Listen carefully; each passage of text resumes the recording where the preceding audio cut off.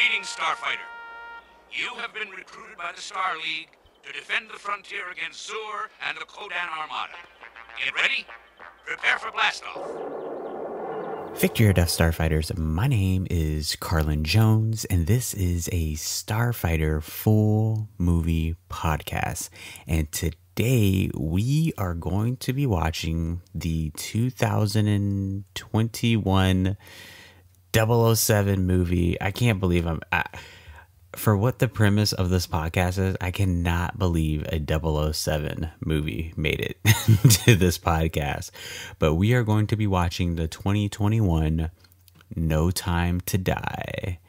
Okay, I'm gonna really try to limit the intro for this movie, or for this episode of the podcast, because I am actually very shocked that a 007 movie made it to this podcast, because I love 007 movies. Or, I grew up with them. My father got me into them. And, to say who's your favorite 007, it's kind of like a generational thing, towards where my dad's favorite was Sean Connery, and my favorite growing up was Pierce Brosnan, and I like Daniel Craig too. But the 007 movies were just, I don't know, growing up they were just fun action movies.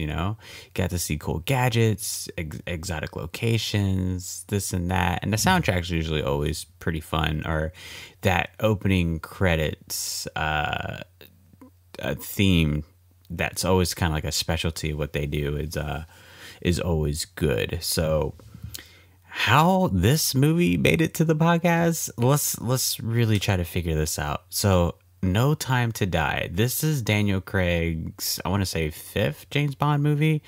And already first of all, I'm a little tired of James Bond movies, and I think that's mostly because of Burn Notice. So over starting last year, I started watching the amazing espionage TV show called Burn Notice. And honestly, if you've seen Burn Notice, then you can probably understand this. Burn Notice, once you start watching it, anything else that you've seen that's related to like spy shows or secret agents, or anything of that kind of espionage type TV or movies, it will immediately become stupid to you. Burn Notice does such a great job of making it feel so authentic, so real, and just also telling a great story and through the eyes of like CIA operatives and spies, and just like basically what I feel like what James Bond should be in a sense. But yeah, I mean, I've kind of fallen out of love with James Bond throughout the years. I mean, let's see. Listen, Daniel Craig's not a bad James Bond, but I remember that he was the first ever like non-black hair James Bond, and people were making a big deal about that at the time. Let's see. His movies, okay, first off, James Bond movies, they can all be very cheesy. They can all be very corny at a time, right? But I feel like every James Bond character has at least one good film in their reign as James Bonds. And then the rest of them can be kind of cheesy or whatever, right? And I think Daniel Craig, in my opinion, was Skyfall. I think Skyfall was like his best one out of the 5 that he's done, or technically 4, because I haven't seen this one, not yet. And I mean, what else to say? I mean, James Bond movies they're cool action flicks. They do this, they do that, but I think over the past 8 years, maybe like last decade, they just become the same movies like over and over. I think the worst James Bond movie I have ever seen was Spectre, and that's the Daniel Craig movie. And it was just, and it's so amazing how well a film can look, how amazing it's shot. And I actually know one of the crane operators who shoots all the James Bond movies, especially all the Daniel Craig ones. that how much work goes into it, and how well the actors are trying to do and all this stuff, and then yet the end product is just something we've already seen before, something that's just repetitive, something that's just not original and just dull. So that's been very upsetting. I mean, Casino Royale was cool, and then after Casino Royale, everything else besides Skyfall was just pretty dull. I think Quantum of Solace was the most forgettable Bond movie ever made.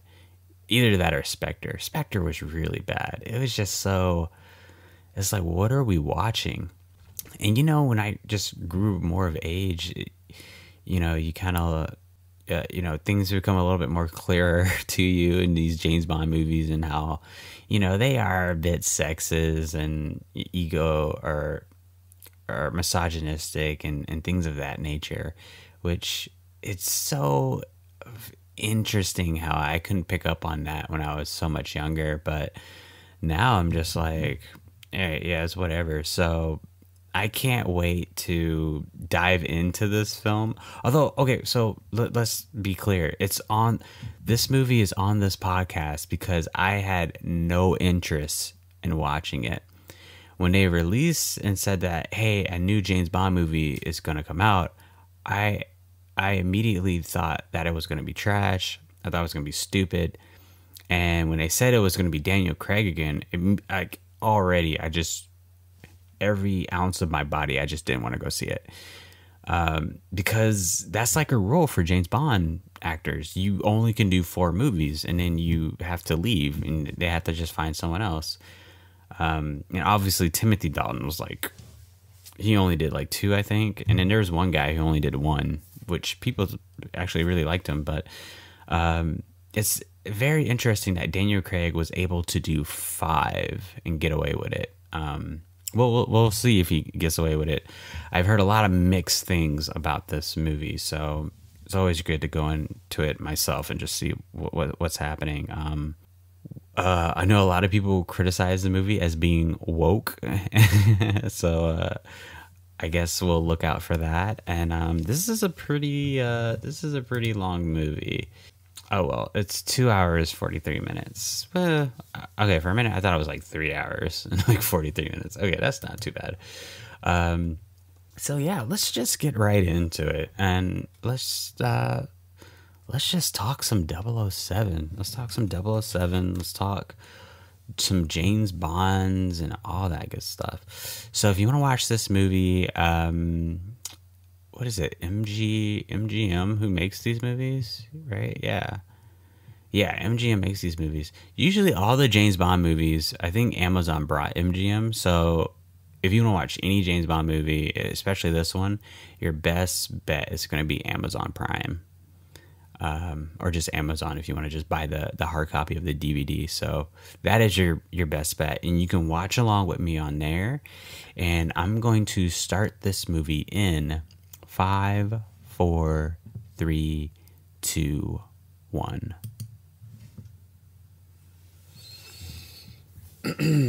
Okay, so as these logos are happening, let's talk about some James Bond movies. I feel like what made James Bond movies special is, at least for me growing up, because I think how I really got into them was, of course, my dad always sitting me and my brother down to watch some old James Bond movies. By the way, I've always loved this James Bond theme. It's so classic. Not only was it to watch the older movies, but it was the video games that really made me fall in love with James Bond. 007 GoldenEye, the video game on Nintendo 64, is really what started it, which made me start really liking James Bond. And then it was 007 Nightfire on PlayStation 2 that made me fall in love with James Bond. Jesus, yeah, James Bond has some pretty damn good games throughout the years. It's unfortunate they don't make games anymore.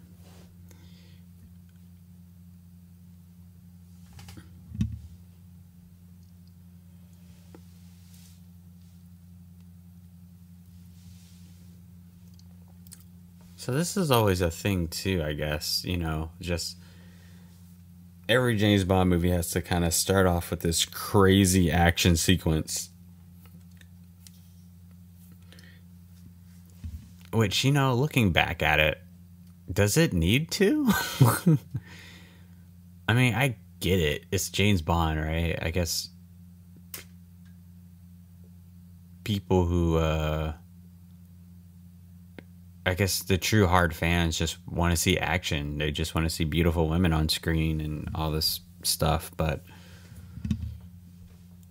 I feel like the best James Bond movies that everyone can agree on, those movies have plot. Those movies have good characters.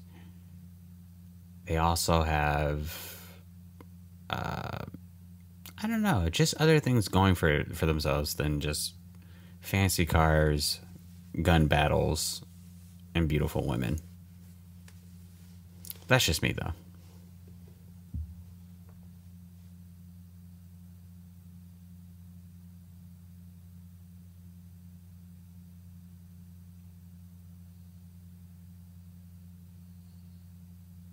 No, what the hell?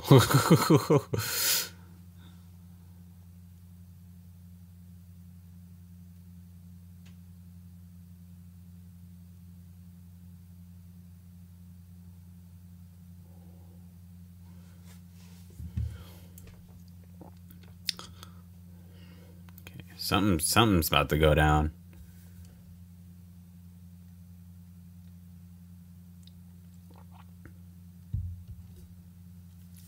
What time of the day is it? And their mom's like just drunk on the couch.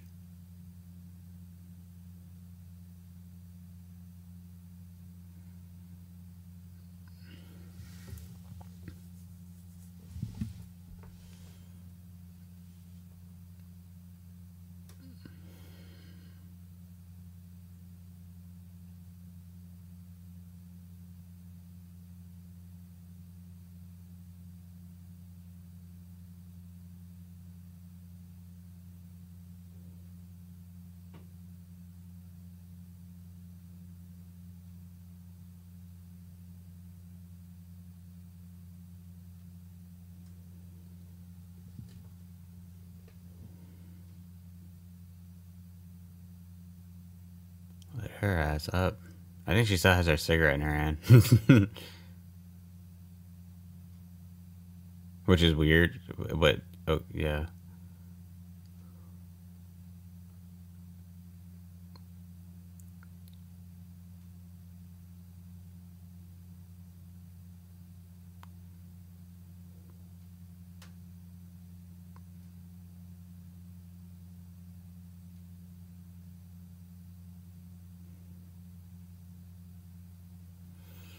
Is anyone else feeling like crazy tension from this scene? I'm kind of like, eh.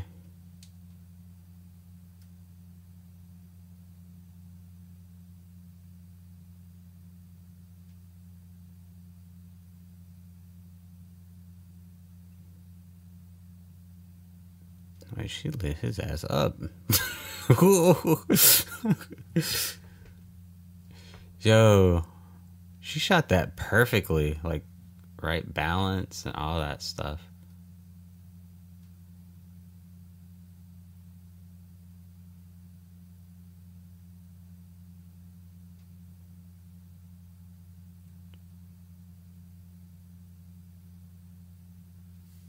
What are you doing? Just call 911.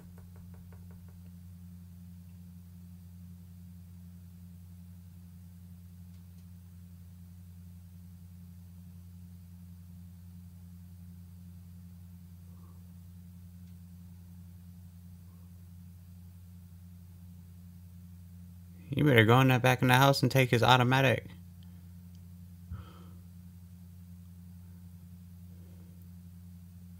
Wait, he still has his automatic in his hand? No way. No way. There's no way that's happening. See, illusion is already... The realism has already left the building in this movie. There's no way. There's no way she would have left that on his body. Absolutely no way. No, she's dead anyway.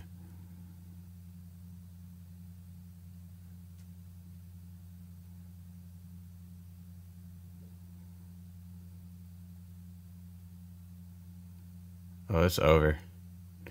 Dude, this is so frightening. It's always so scary to see stuff like this. I remember one of the best movies I've seen in my life. Um, what is it called? Spring, summer, fall, winter, and spring again. When one of the characters died like that, oh my god, it was so scary. The tension was so crazy.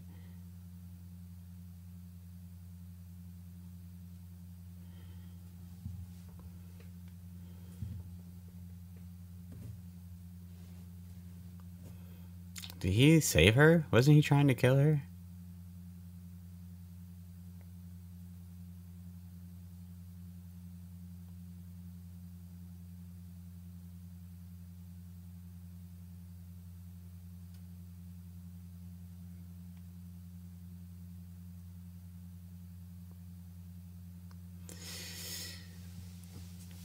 Why is it? I mean, we can kind of tell from how the music's playing, right? But why is it when we see James Bond along with another attractive woman, he has to be shagging up with her? And why is it he's like this? Like what? How old is Daniel Craig? Right? Yeah, Daniel Craig is like at least about to be 60. I'm gonna look this up, right? The point I'm trying to make is James Bond is like always like super old, right? And he's always shagging up with these 20-year-old girls. It's very creepy. And I've just now noticed that. It's a little creepy.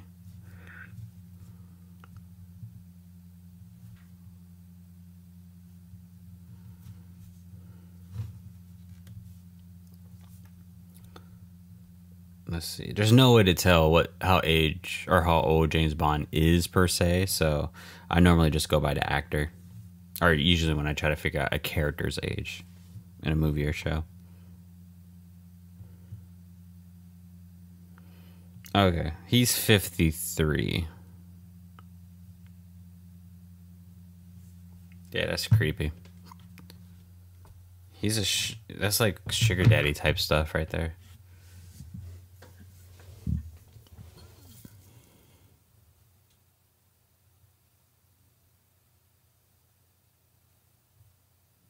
Hmm.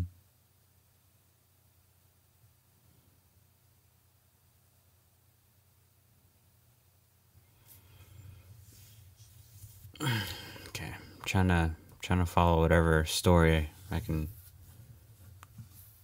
get from this at this point because I'm not trying to judge it just off this right now.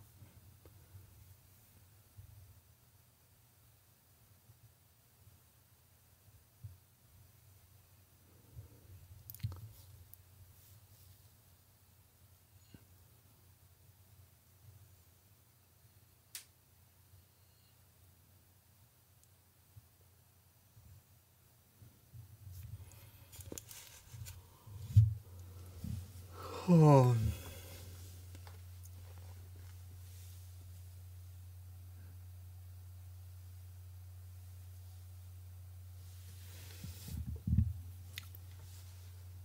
Yeah, so anyway, those James Bond games are so good. Nightfire, so good.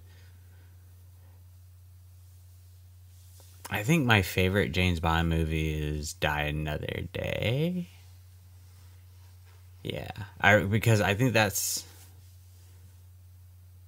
the first ever James Bond movie I saw in theaters as a kid.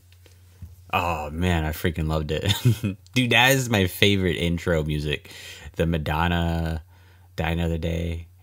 I guess I'll die another day. It's so good.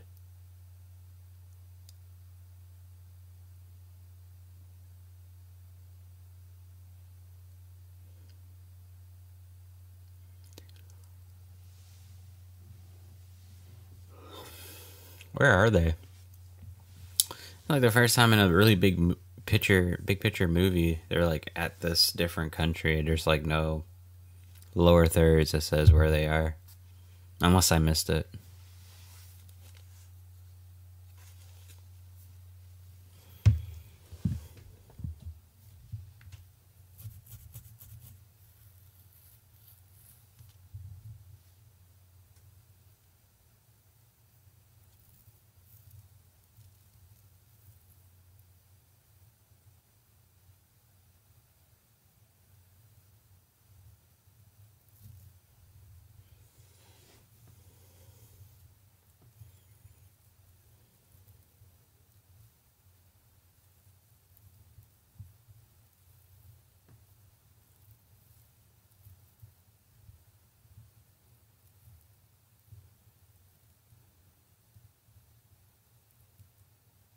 What is he on vacation?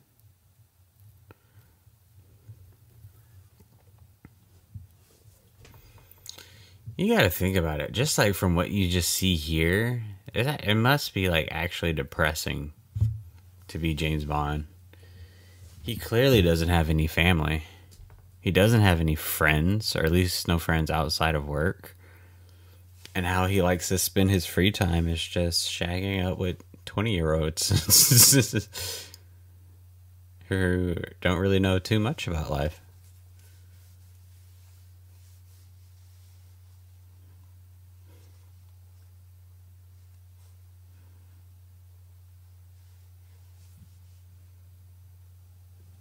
Alright, this shit is pretty slow.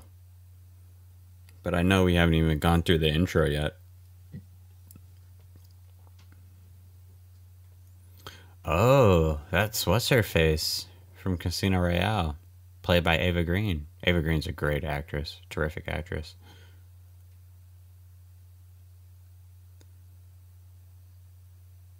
Wait, did that say 86? Wait a second. Did that say 86? Oh, please show her face again. Or her tombstone.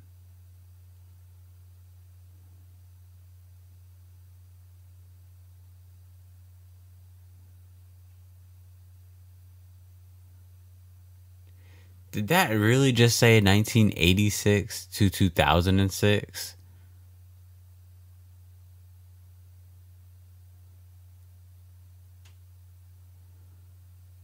He was shagging up with another 20-year-old? Maybe I'm the only person who's going to get that from that, but Ava Green didn't even seem that young in that movie. I mean, she wasn't 20 years old. There's no way, but he just falls in love with 20-year. That's just weird. There's no one his age.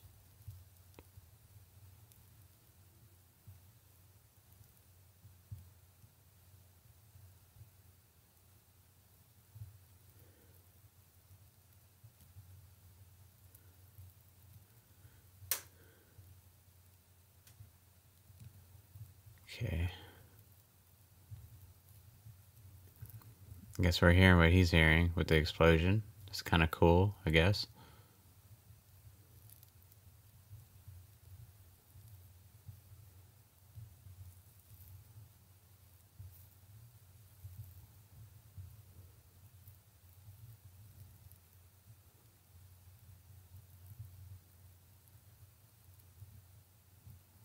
What?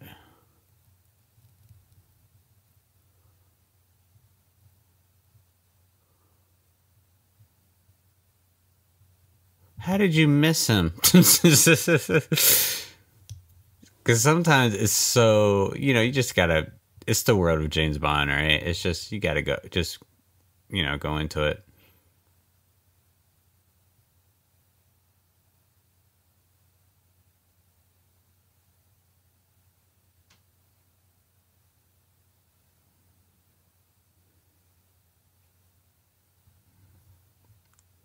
It's so weird.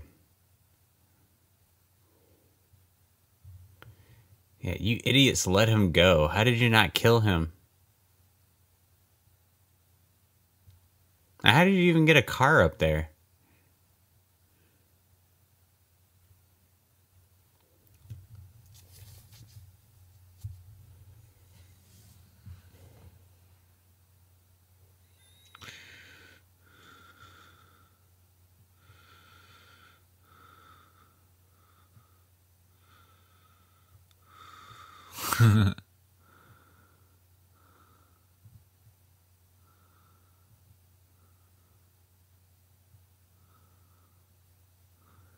Look at that. You're just getting your ass whooped.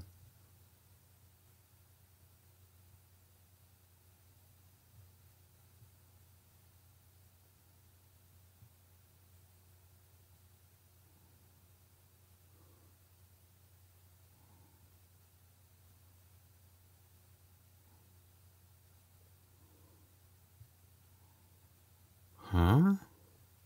Was that a fake eye?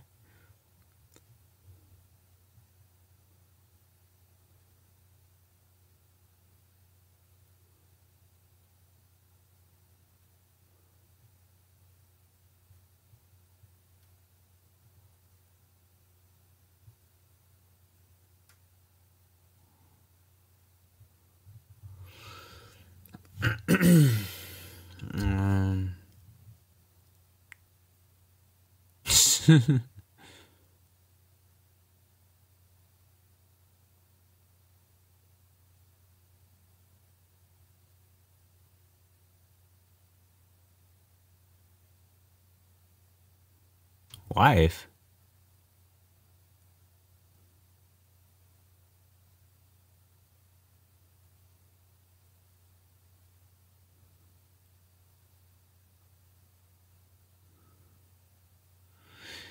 So let's deep dive into this.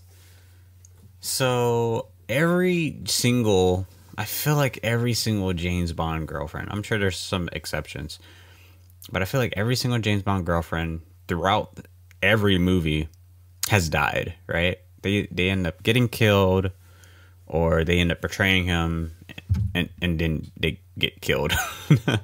So I feel like maybe he's attracting the wrong type of women. I feel like like this right here. I think he's like newly married, and this is his wife, and now the same thing's happening again with all of his past lovers.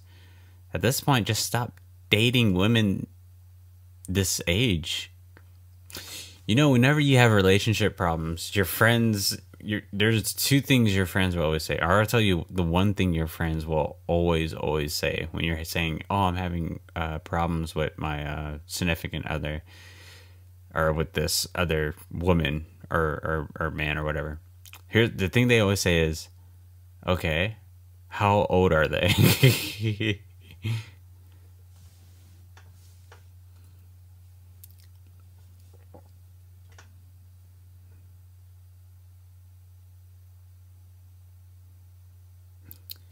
Yeah, you don't understand. The audience, we don't understand.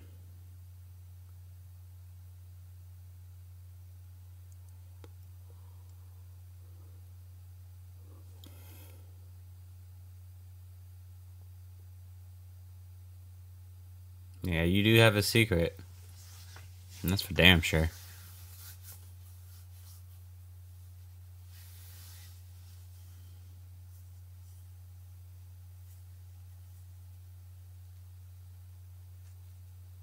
Oh my god! Now he's gonna run over the sheep. I would have done it. I would have done just any way to get away from this.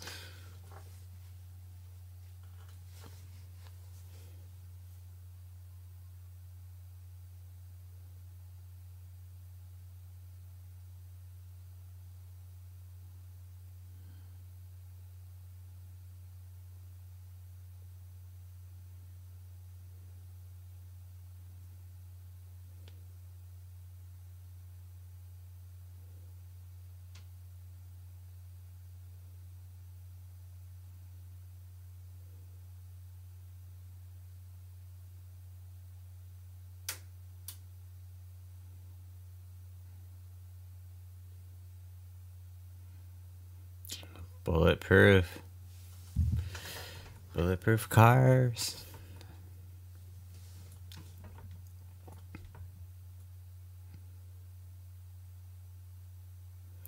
You know that car can be bulletproof and all that, and that's kind of a hazard. Because if you get in a really bad car accident, how's someone supposed to get you out of the car?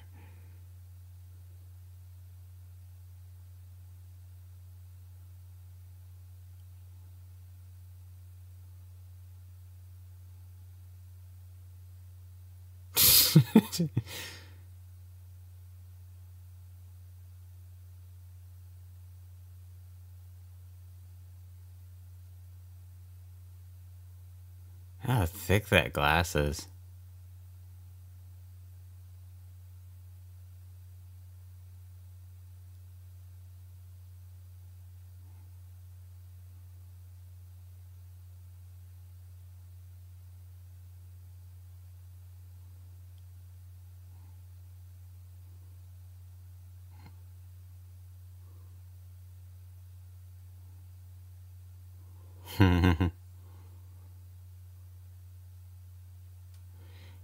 You shooting does nothing, sir. We've already established this.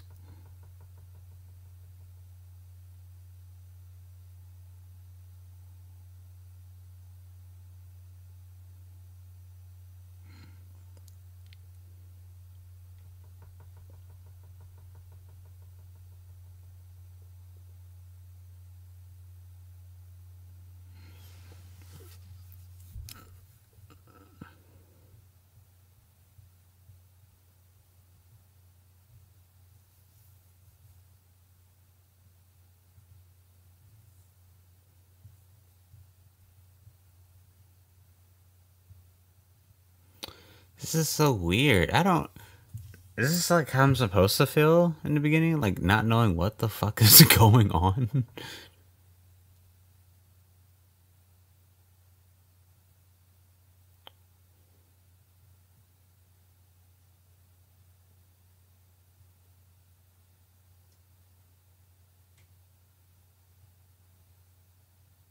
Word. Great honeymoon though, right?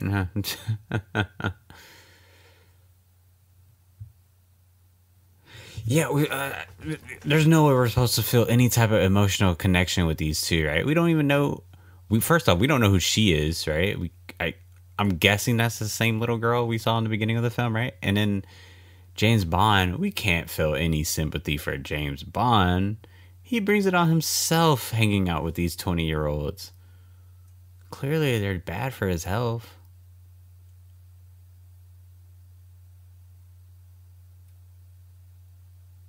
Oh, don't tell me that was the intro. Oh no, that was a weak. That was a weak intro. Oh, this music better be hitting. I know it's Billie Eilish too.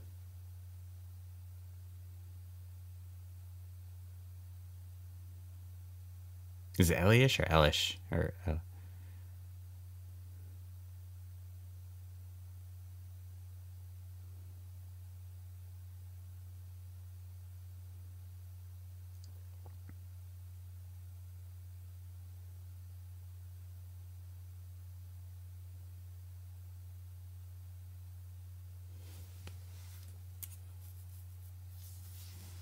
This music's not really hitting either, man.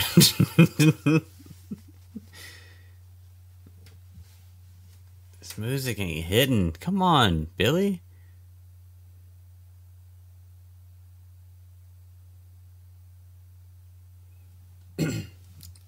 Everybody in the theater is waiting for this beat to drop.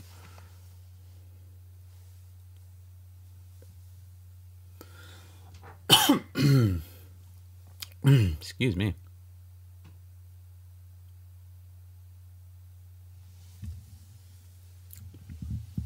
Like we don't know. Like we literally don't know what the hell we just witnessed in that intro.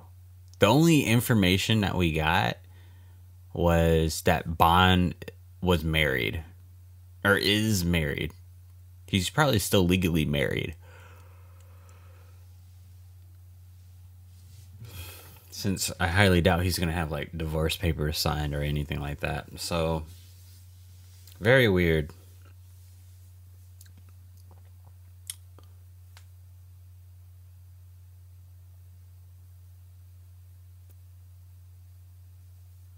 Listen, Billie Eilish is a talented singer. I don't think she would. I don't think she should have done this 007 thing.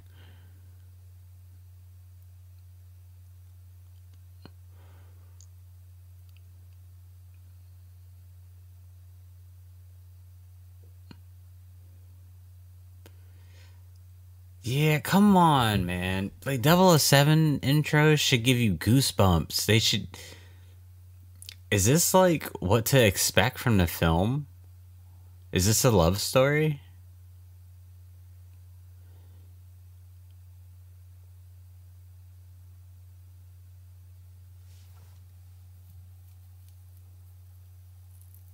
No Time to Die. By the way, I love the audiobooks of 007. I was actually listening to Quantum of Solace a few years ago, and then actually I gotta finish that because I love listening to them because you can kind of just put in your head which James Bond throughout the years do you want to star in this adventure, which is really cool. I always pretend it's Pierce Brosnan.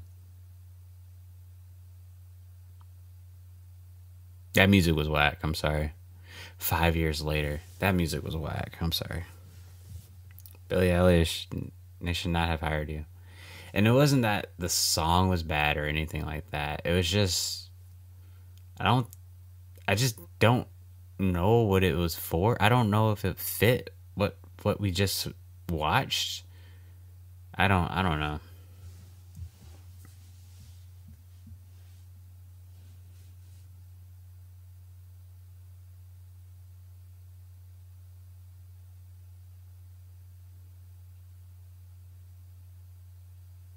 We are in.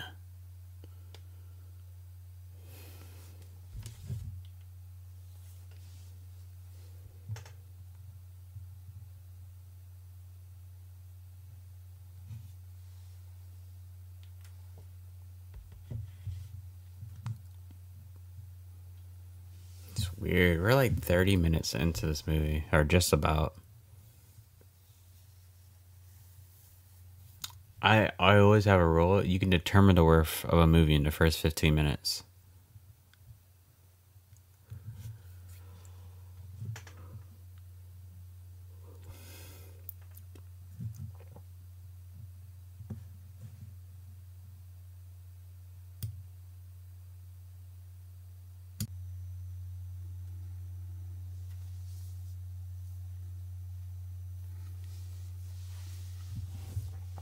Oh, not with the Spectre again.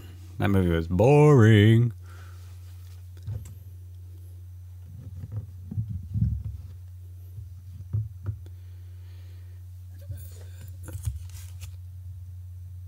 So, like I was saying before, it's about to be less than a minute away for 30 minutes, right?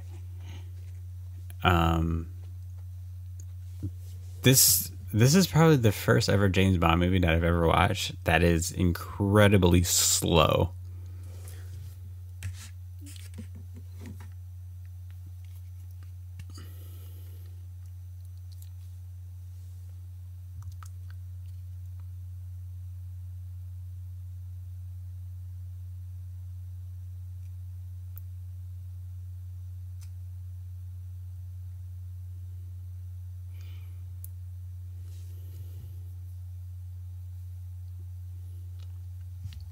A little too late for that. So what's going on? I still don't understand what's going on.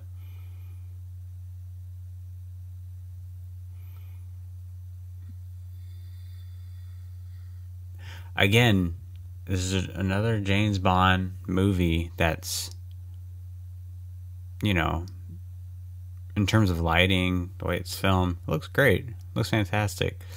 A lot of colors. All that stuff. But what is happening?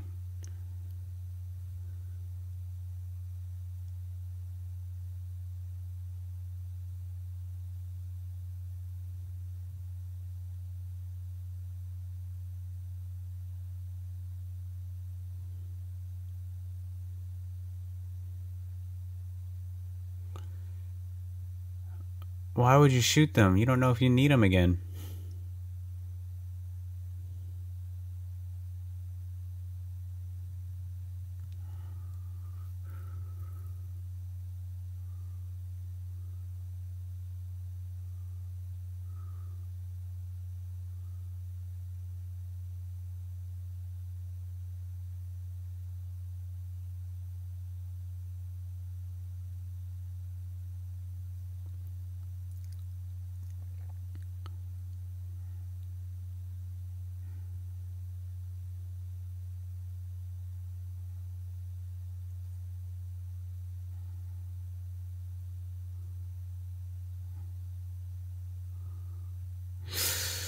Every time I look at something that's spy related and I see like a situation that's happening, I'm like, oh, what would Michael Weston do at this moment in time?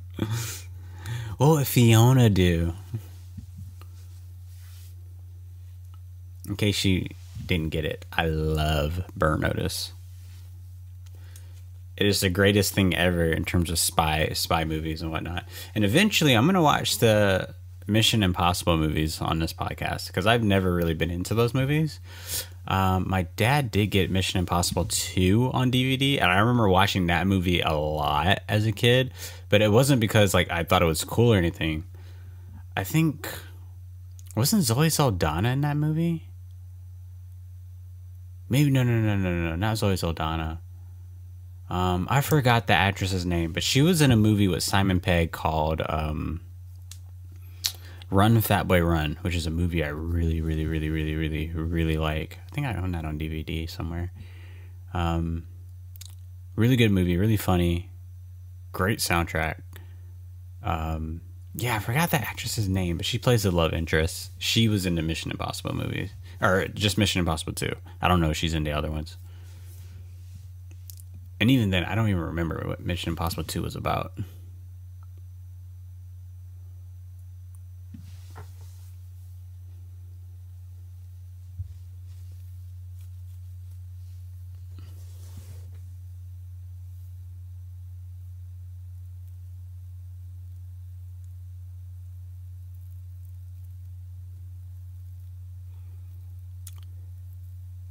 You know, after seeing so many 007 movies, it's kind of getting so repetitive to the point where this can't be the only man y'all depend on to save the world, right? Because it's 007. There are other agents out there, right?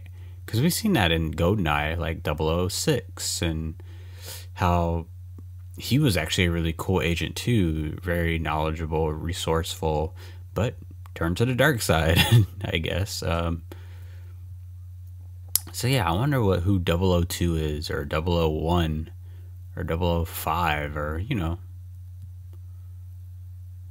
James Bond can't be he just can't be that guy, right? Like the only guy. Oh wait, I guess he's not, because we're about to meet another 00 agent in this movie soon. The female. I would assume she's a 00 agent.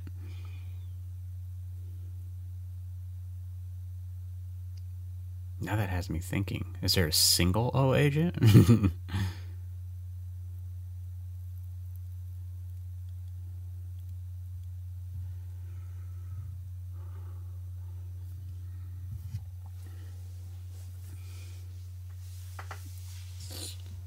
I wonder what's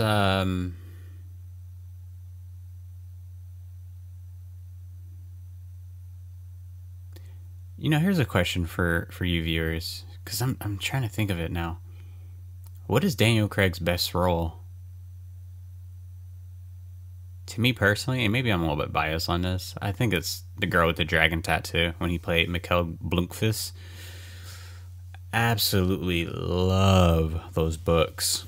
I mean, I listen to the audiobooks, but oh my god, so freaking amazing. Love those characters. Yeah, he was really good in that. And he gained weight for it, and he just fit that character. I don't think I've seen him in anything else other than that, James Bond, and yeah, I can't think of anything else he's been on that's like not like, you know, guns are flying, or bullets are flying. I mean, oh, I know you.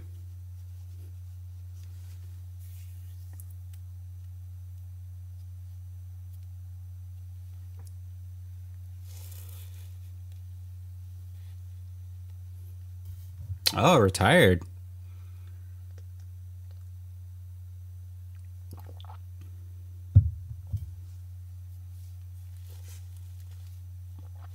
So James Bond retired and tried to get married with a 20-year-old. Usually what most retired men do.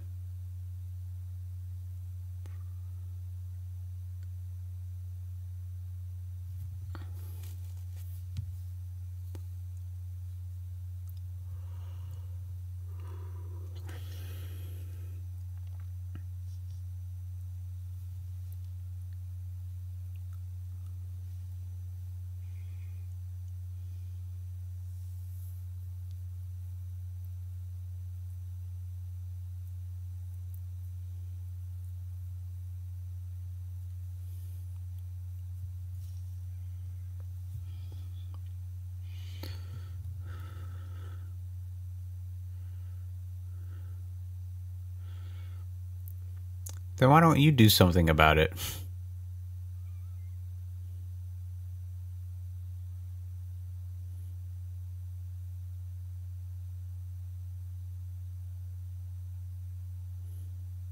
How?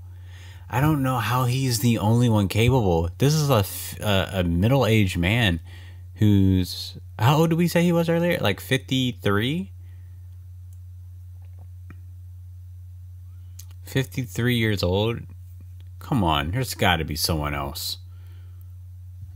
I mean, sure, the knowledge is there, right? I'm sure he's very crafty still, but physically, you can find someone else.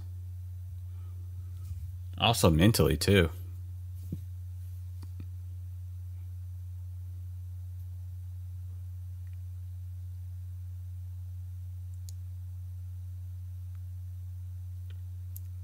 That is an understatement.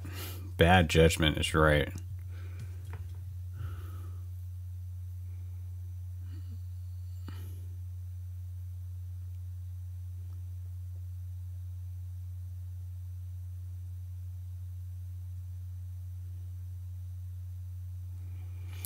Yeah, get out of here. He's retired. He deserves to live his life, not to be a slave to the agency.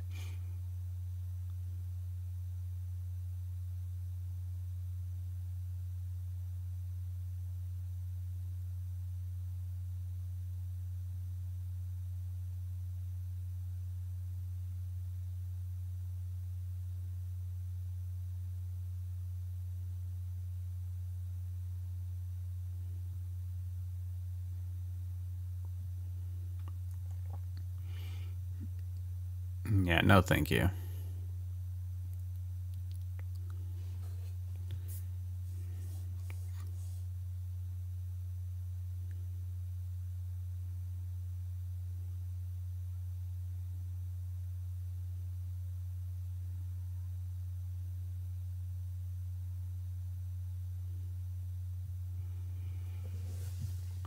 This movie is dragging like shit.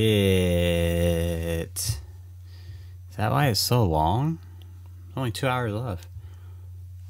But this doesn't even need to be 2 hours and 30 minutes.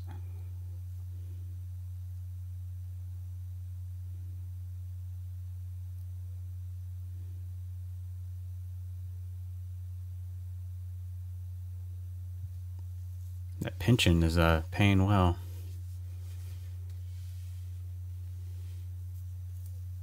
Still an alcoholic, I see.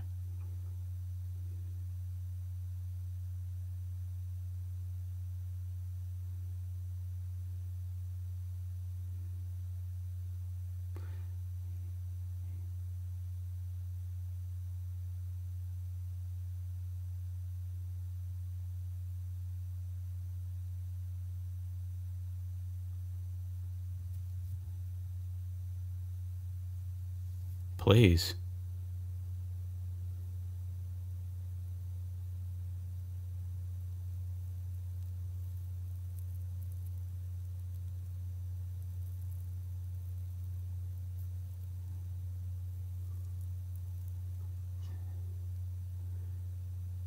Why would he? He's retired.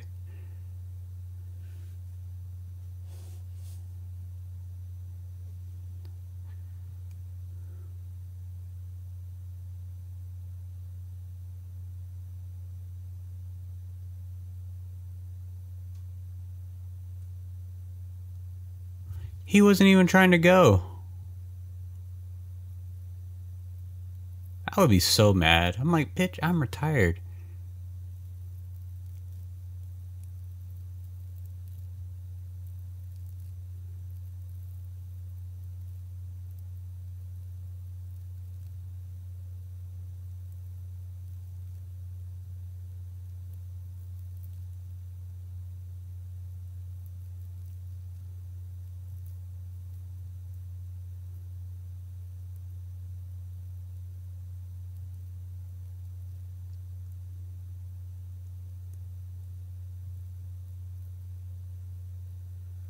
She's 007? This is interesting. So now I wonder who was the 007 before 007? Before the 007? And who was 006 before 006? This is interesting. Now I just want to know who was who. I want to know the history. I started listening to the audiobook last night, or the other night, of Moonraker. It's pretty interesting.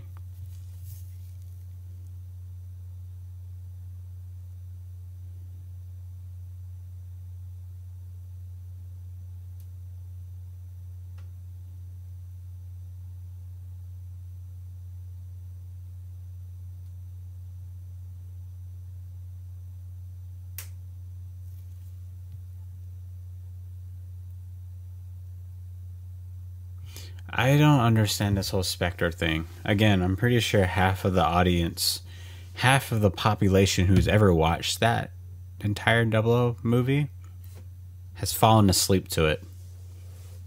Or at least on certain parts. So no one truly knows what it's about.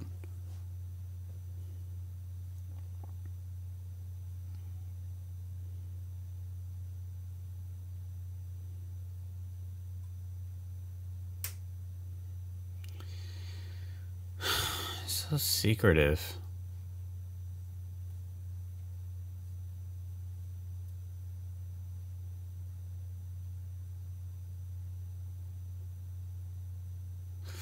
I guess here we're gonna get Bond's call to action to make the hero, go on his journey, which doesn't seem warranted at all, any of this.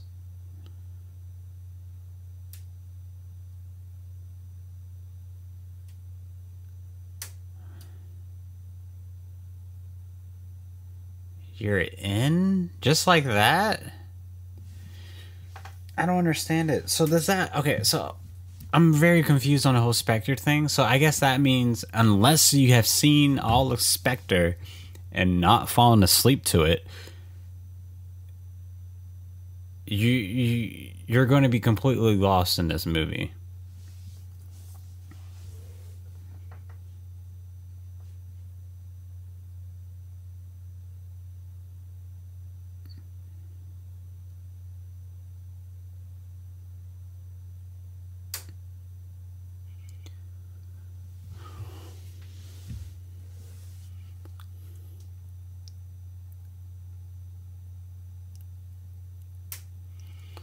Jesus Christ, lady.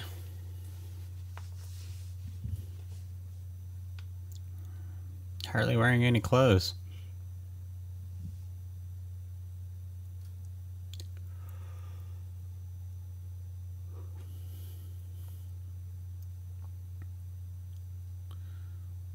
My goodness, where did they find these agents? Everyone's like new to this. Bond is like, I'm working with amateurs.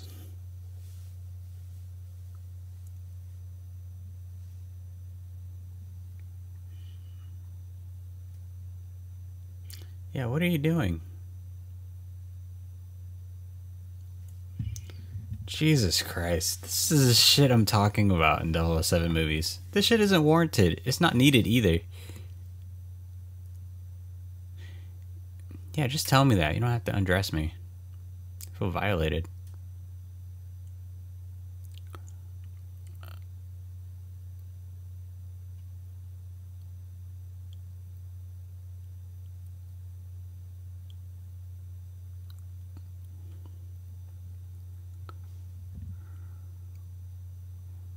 This is so fucking stupid. This is so stupid. I don't think this movie has a plot. I think we're just along for the ride. It's one of those movies.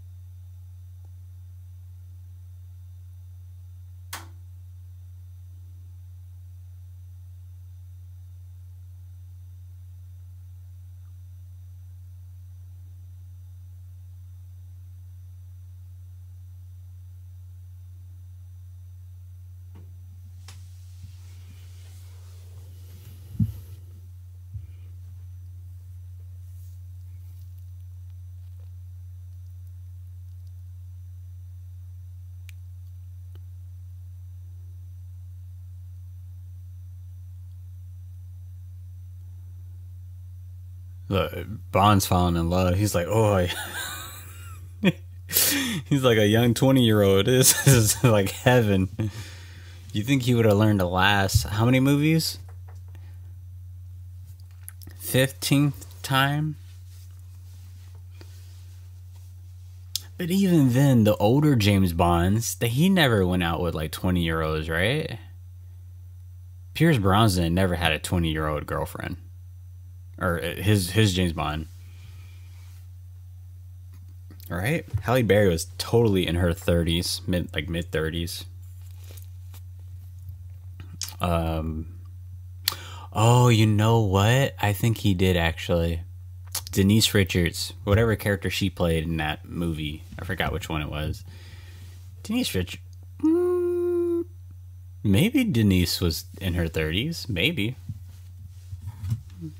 I'm gonna check this.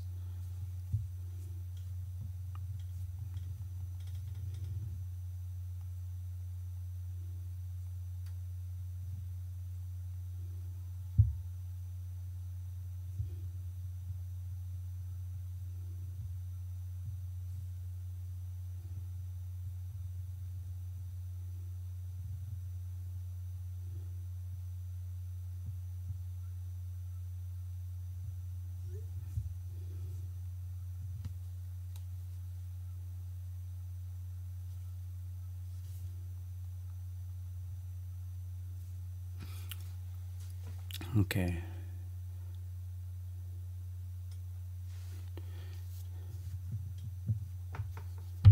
Denise Richards, born 1971. And the movie came out 1999. Wow. So she was just under 30, barely. Just under 30, like 28. But that's not like a young 20-year-old, though. I'm going to let it pass. I'm going to give Pierce Brosnan and James Bond the benefit of the doubt. Because he was with her, right? Dr. Christmas Jones. That's her character. Who remembers her on Wild Things? What a movie that was, huh? Sorry, I'm totally getting distracted. At this point, like, almost anything is better than this movie.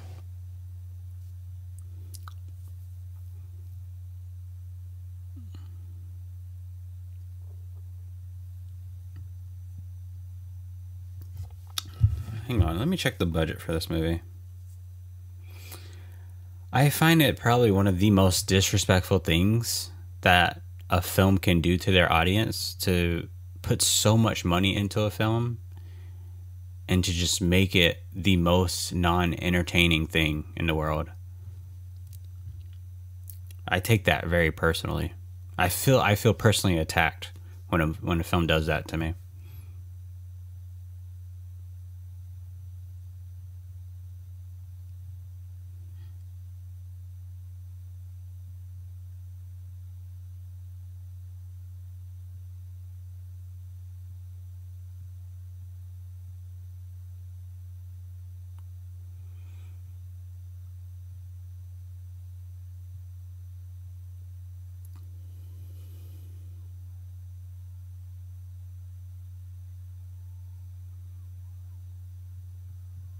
Okay.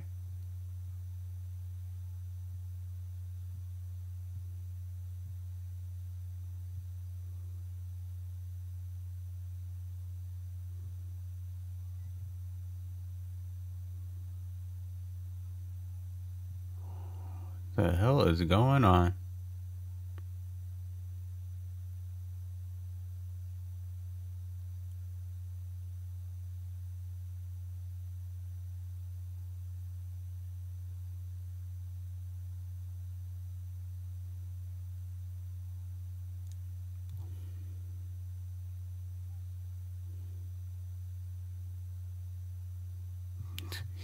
He's such a drunk.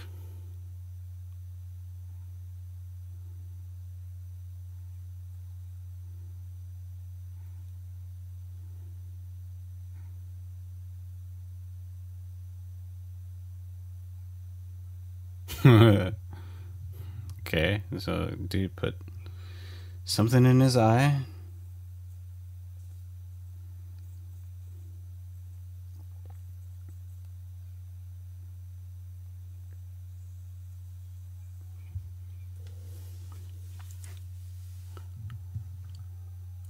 Wait, we're on the same team, lady. Jesus Christ. Well, she's gonna look stupid when she doesn't have the key.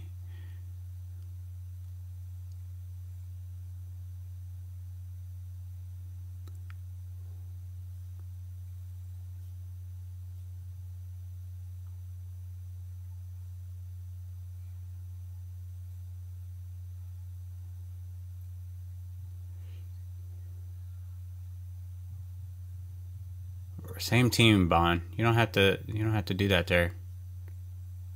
She's gonna come back looking for you. She doesn't have the key that you just took. Yeah, you're gonna get them both killed.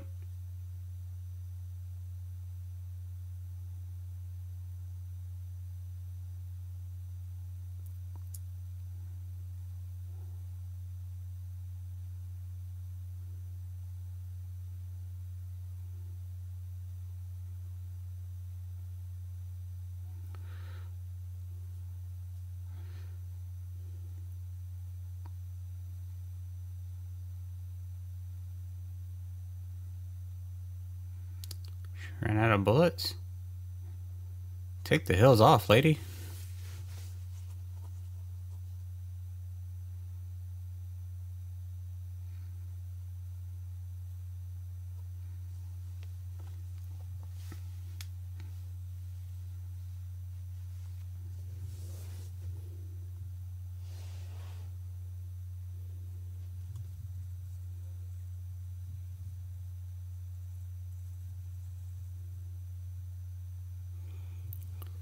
Okay. Budget was $250 to $301 million. For fucking what? Oh my, y'all are doing it wrong. How much money this movie made? I'm sure it made it back. It made 700 million, 775 million, 774 million to be exact.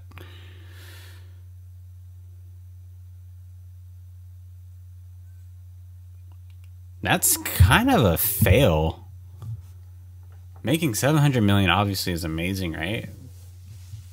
But in return, you only made 400 million. Right?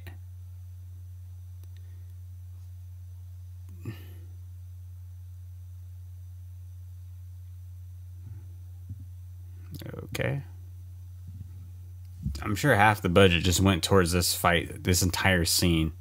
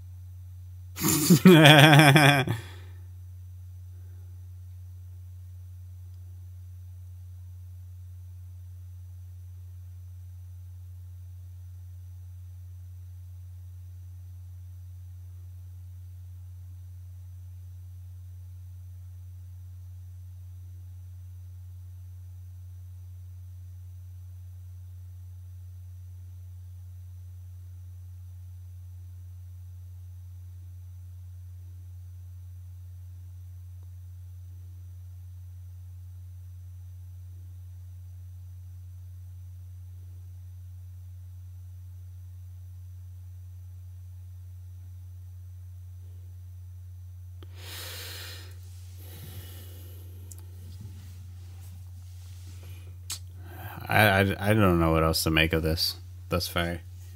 How is everyone else feeling about this movie thus far? Like the action, the dialogue, the story of what little there is of a story.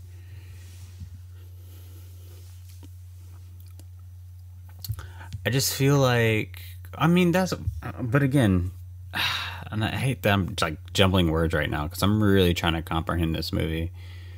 It feels like, you know, this is what James Bond is at its core. you know, for, at least the movies. And it's just a mindless, fun adventure, you know?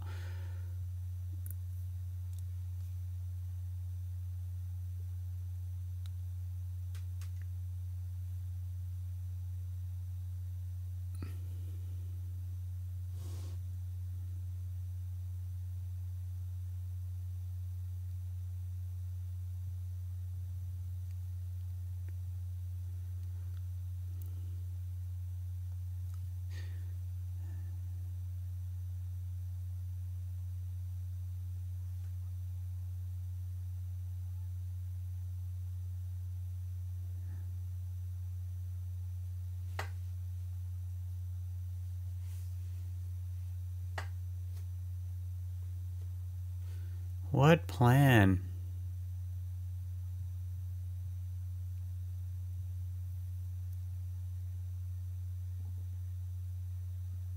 What is happening? People are just yelling at each other. And why wasn't he this anal about this whole thing before they got on the plane?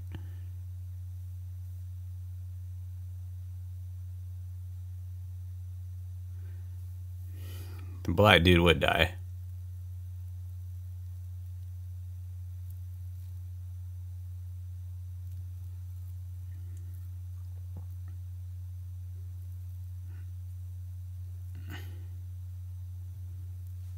What the hell is going on?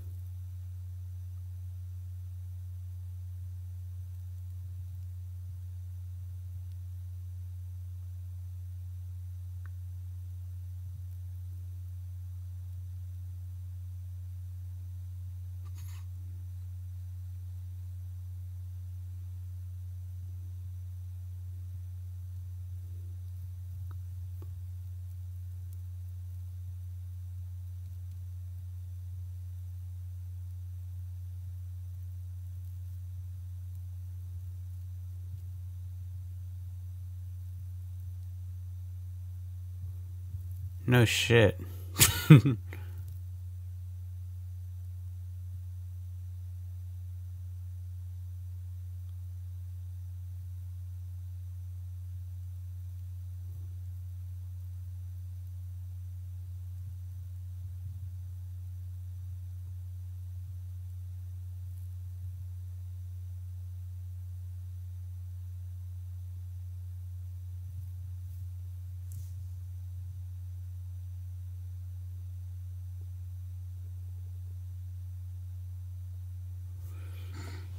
Why can't the black dude save James Bond?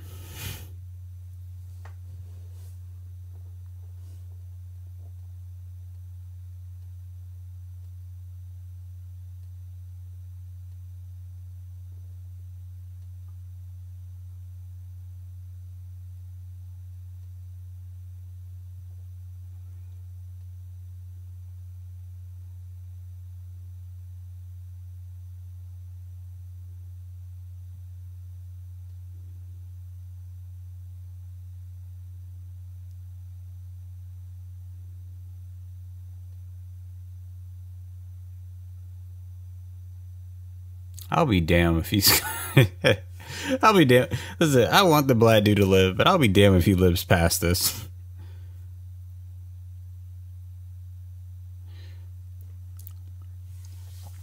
A good chunk of the budget went to this too. This is not easy to film. This right here. I was on set of a BET show, and one of the grips on there was aka a water grip, if you believe it or not. And for people who are not don't know the terminology of film, a grip is someone who works in the lighting department. They set up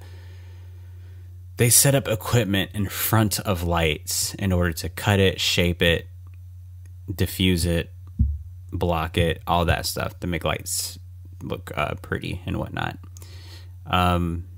So the guy was a water grip, and he's worked on. So one of the biggest things he's worked on was Titanic, and he was like, when the ship was like, oh, see, now the black dude's not gonna make it. When the ship was like engulfing water, and then this like water's coming in everywhere and people are trying to get in and get out. He was like in the midst of that, trying to set up equipment and lights and all that stuff, like in the water, and how intense that stuff is. And it can be really dangerous if you don't know what you're doing. And yeah, you could just tell from this, like, this is a good chunk of the budget. And you know, I guess it's okay. I guess. I mean, I don't know. You know, it's so interesting. Like, if you watch indie films and you watch mainstream stuff like this, and how both sides are able to do the same thing with less money and more money. It's very interesting.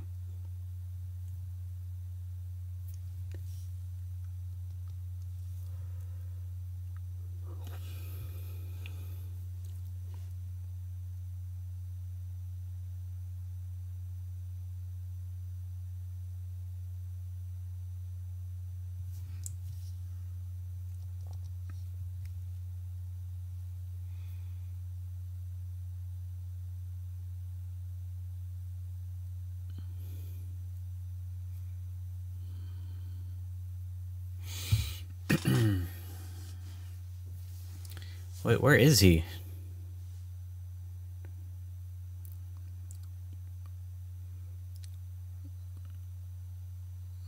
It's James Bond for you.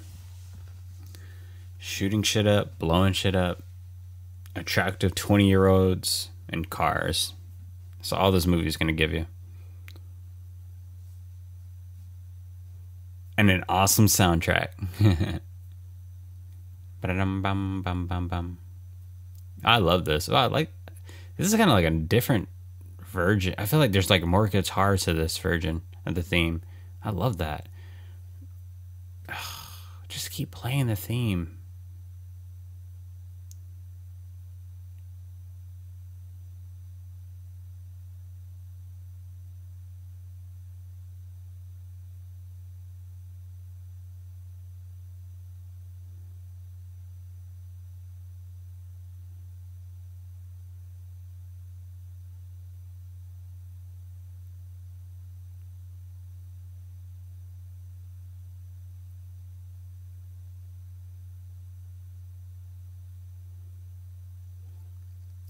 Not really. I'll just get a new number.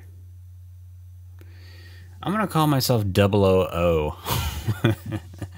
See what people.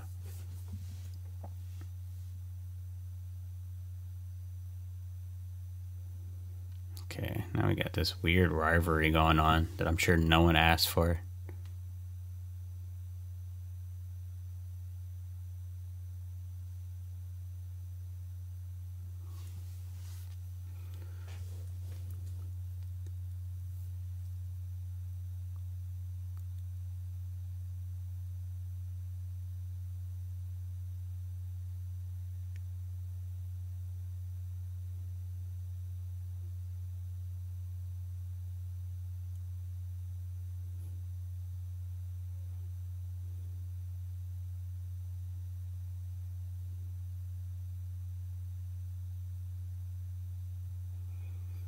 They should have just hired Michael Weston for this shit.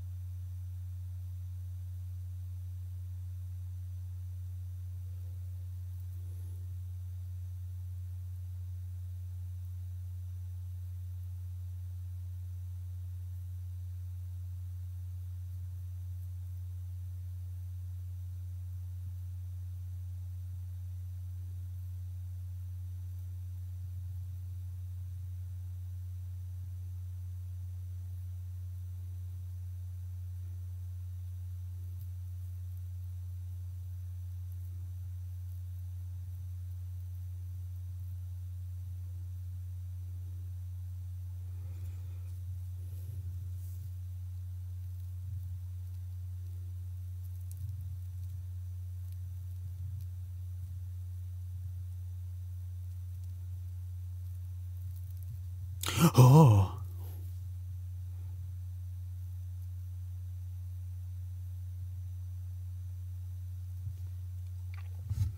Listen, I hate it when black people die in movies, but that's not like we knew Felix well, right? My sympathy only goes out to him because he's just, just another black dude who dies. I mean, every Bond movie we see of him in, he's like in there for like 5 minutes.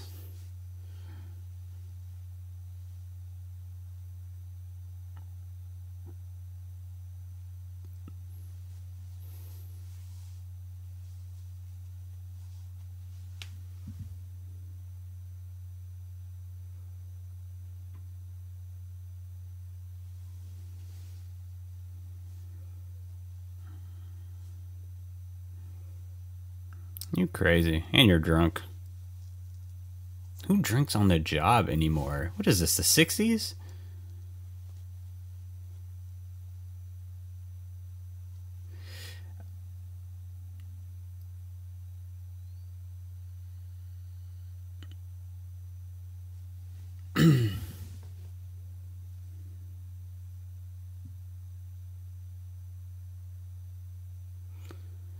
I bet we're about to get a cameo from M later in the movie, I'm pretty sure.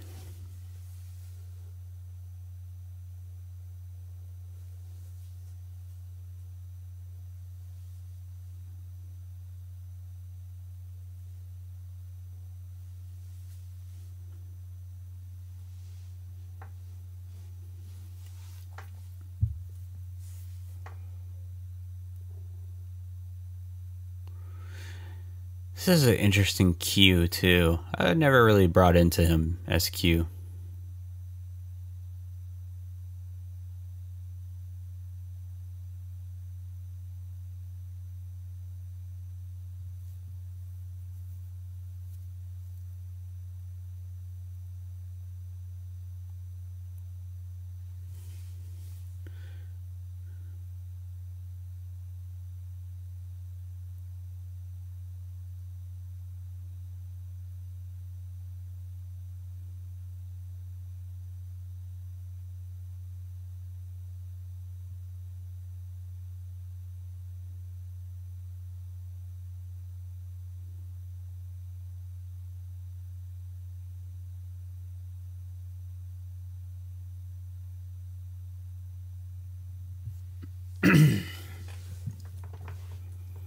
Wait, is M the guy now? That's not the guy, right? M has to be the woman. She has to. If anyone is retired in this world of 007, it has to be M.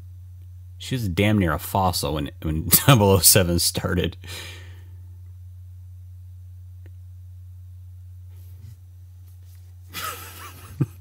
What's that joke they used to say in school? Like, you're so old, you grew up with Jesus? Or, like, no, you're so old, you're older than dirt. That's literally M. She is old. How old is that actress?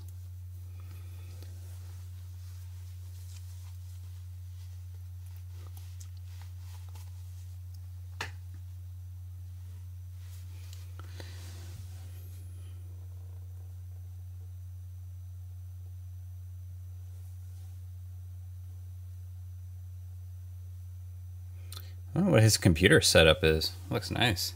It's got like 3 monitors. It's better than mine.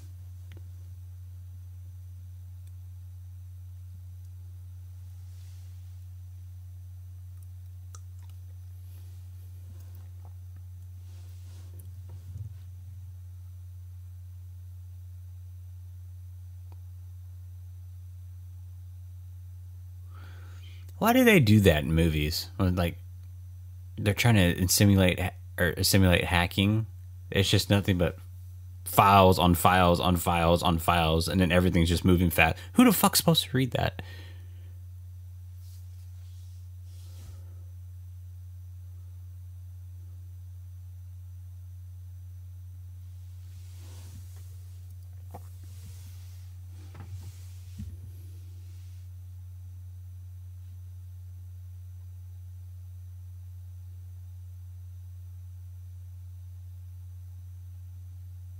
Oh, so M is now the guy. I'm pretty sure she'll still come in as a cameo.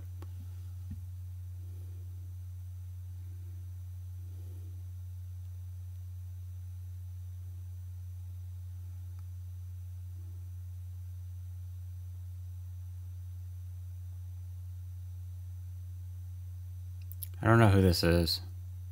Is this the woman? I guess that's her. Bond's uh divorcee.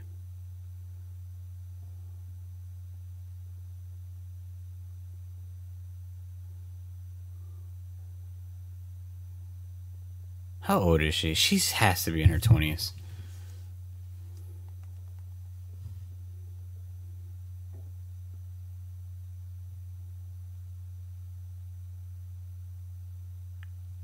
But damn, I'm way off. Hold on, I'm way off.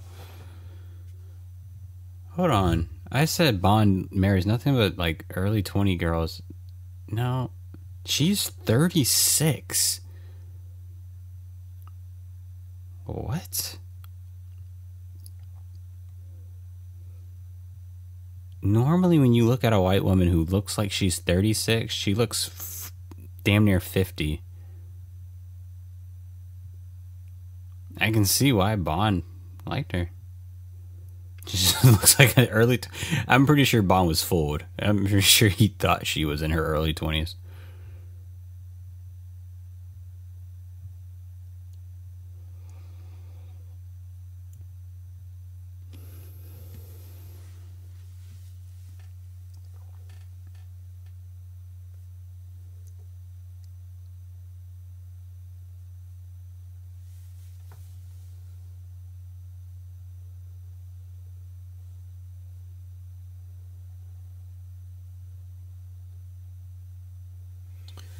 She must be wearing a hell of a lot of makeup. Oh no, I think she just naturally looks young too, and wearing a lot of makeup.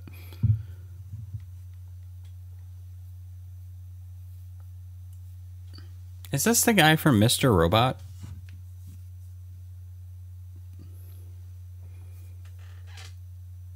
What's his name?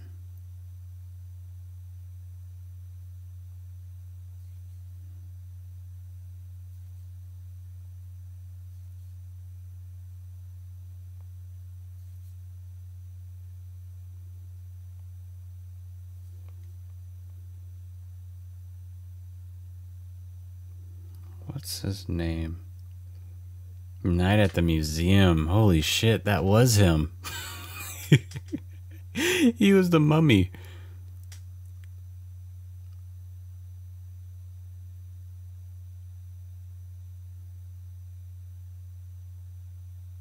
He was Freddie Mercury in Bohemian Rhapsody? Never saw that one.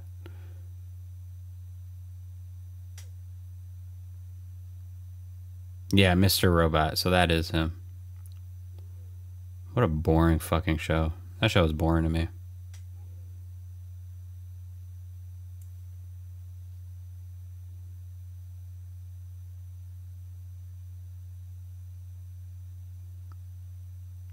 How old is he? Okay, let's try to guess his age. Just looking at him, obviously, let's discount his face right now. I'm going 37.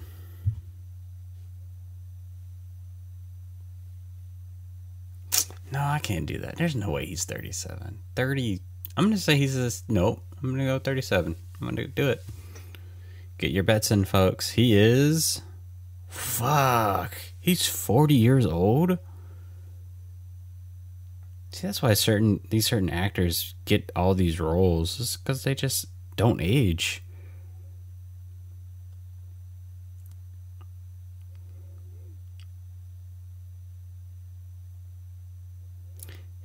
His wife is 27 though, so at least someone in this film is dating a young 20-year-old.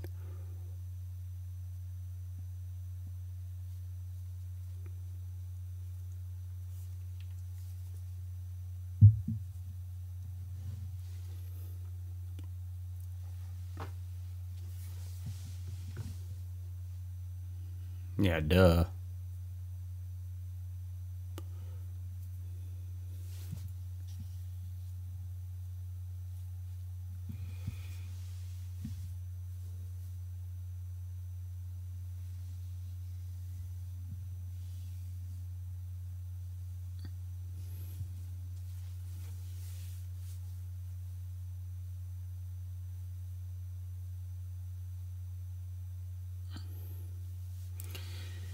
You know what I'm thinking of right now?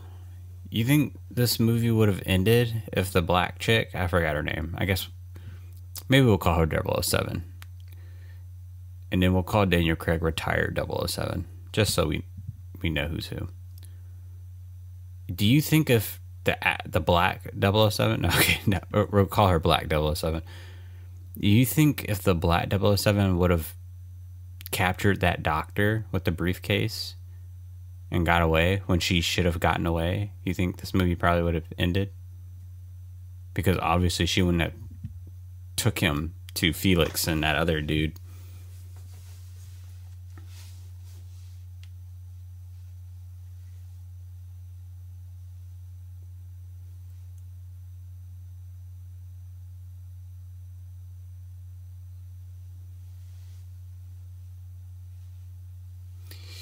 What I don't understand is how Bond is like saving the world, right? And it's the world. This type of situations can affect the world, and then yet it only seems like Britain is the only freaking country concerned about this kind of stuff. We don't really hear about America, China, all these other countries.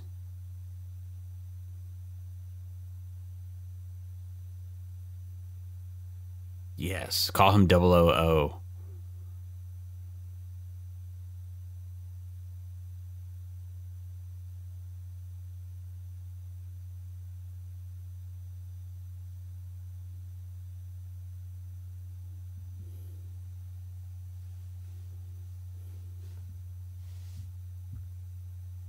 Why would you make...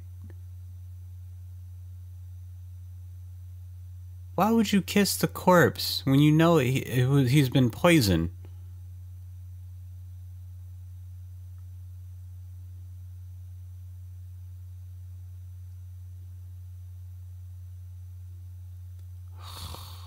Of course.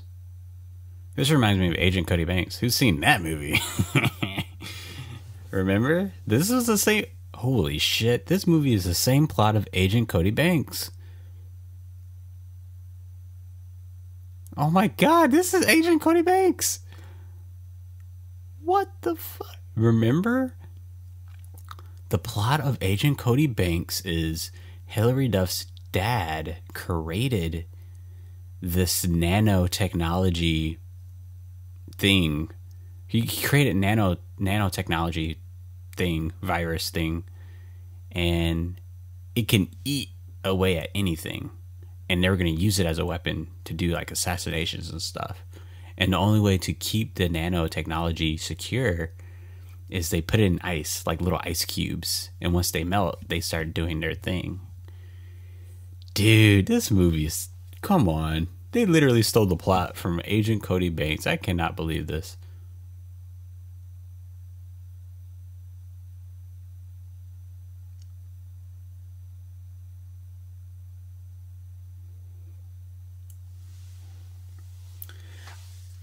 No, it's funny. I was actually just watching a Frankie Muniz interview.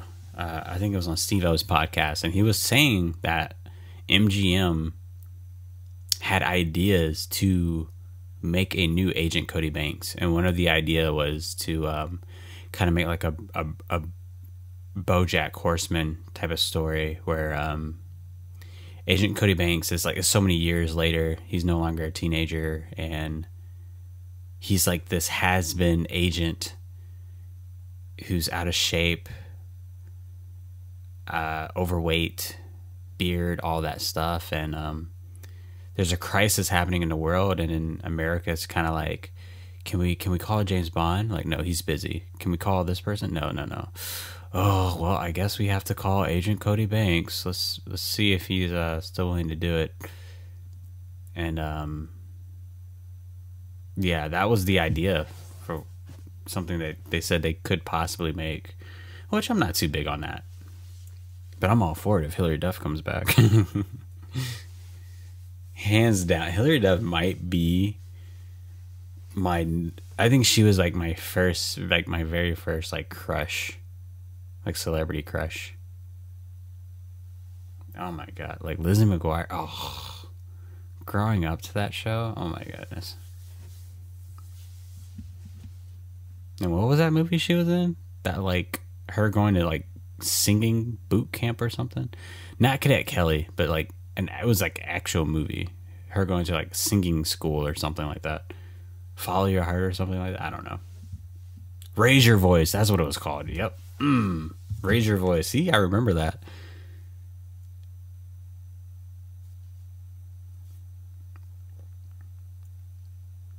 Oh, this is going to be interesting. How did I memorize this title? Raise Your Voice. Very cool.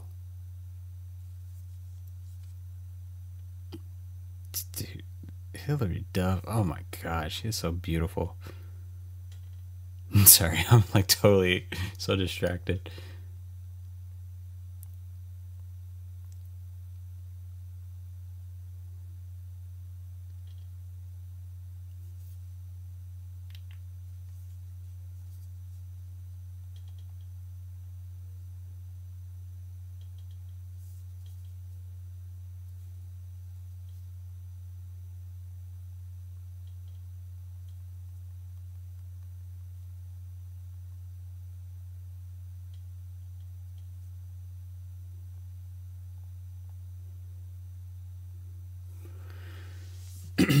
Wait, your ex-wife is a spy?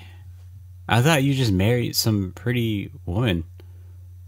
I didn't know she worked there.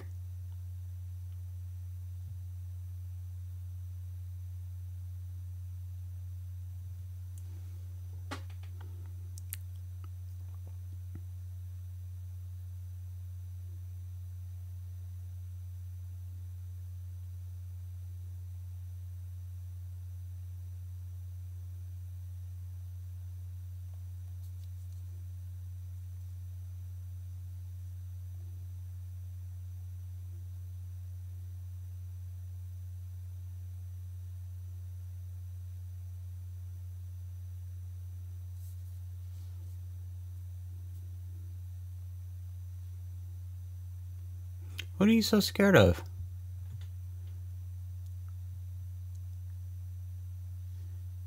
You know,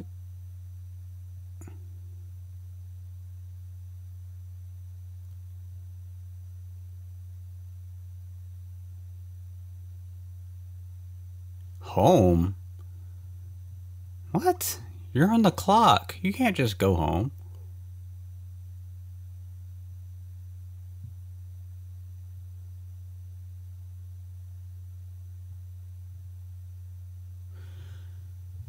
What are you so scared of? This guy is like, look at him. He's harmless. And he has one eye. You can't even see. If she would have stood at the right spot in that room, he probably wouldn't even like see her.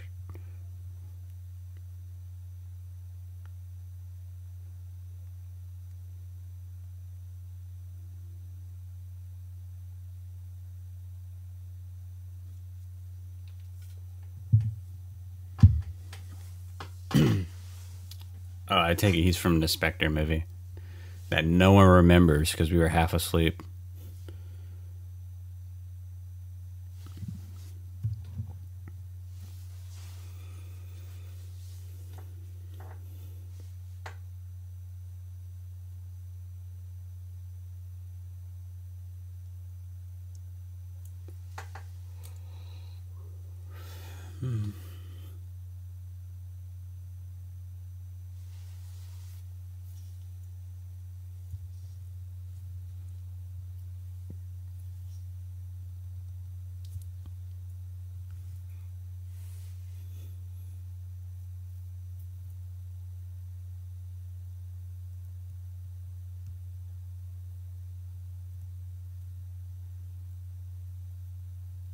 I feel like someone's more qualified to get answers out of him than Bond.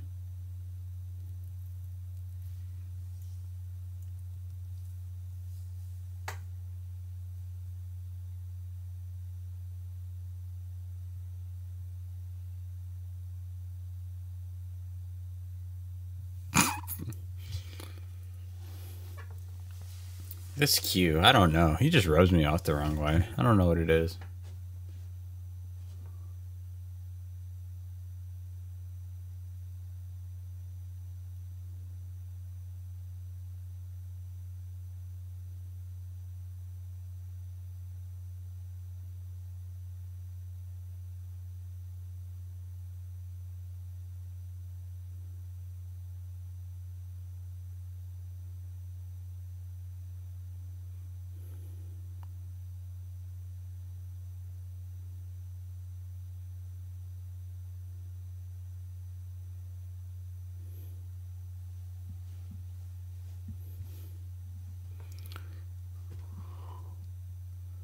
Is that the first time we've ever seen like how an iPhone works in a James Bond movie? I would imagine that was an iPhone.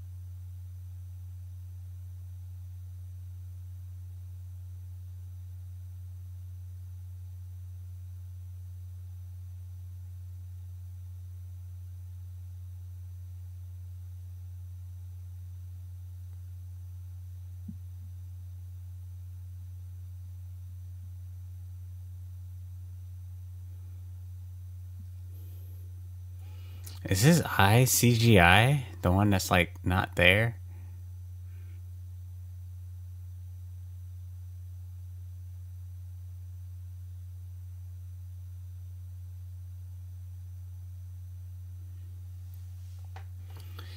It's gonna amaze. It amazes me that one day we'll have like technology and medicine to where people can like literally. Well, it's already there now. Like people can just give you new eyes and attach them, attach the eye sockets to your brain, and you could just see again. Man, that's so cool that, medicine's able to do that. Not the scene. I was thinking about that Jessica Alba movie. What's that movie? Eyes or something where she like, I think she was losing her eyesight or something, or maybe she was blind and then she had surgery, like an eye donor, and she has like new eyes, and it's like a horror because her eyes now see nothing but like ghosts and shit.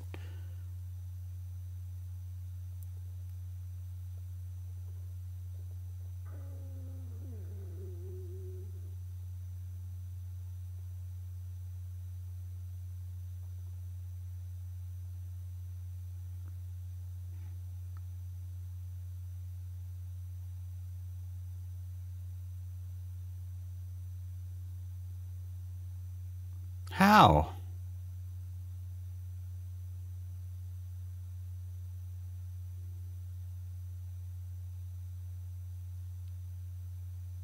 No.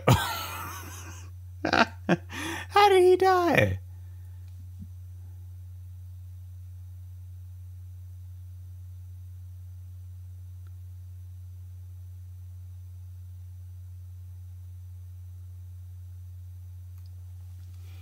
That fool died? Like how?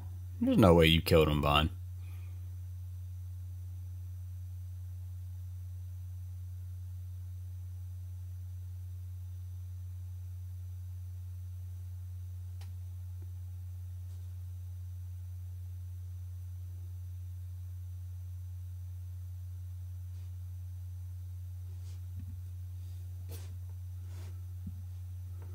Oh.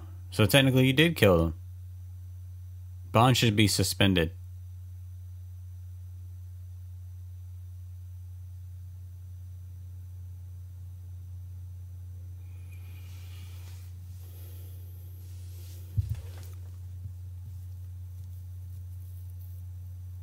Wait, then why didn't his face melt? You know, like earlier, like the other people? Well, technically, his face was already melted.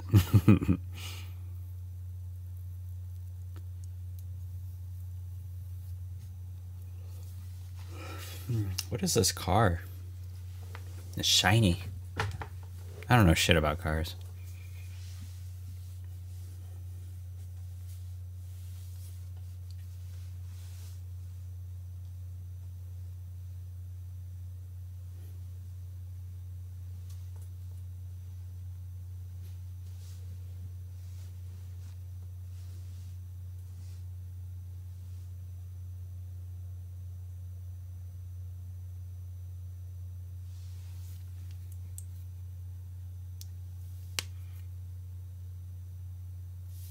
Um, this wouldn't be the same house she kind of grew up in, right? Like the same house we saw earlier in the film, like the very beginning. If it is, this woman is sick. Your mother was freaking murdered over there, and you wanted to still stay in the same house? Oh yeah, you're sick. You need help. She's probably not even aware that she needs help.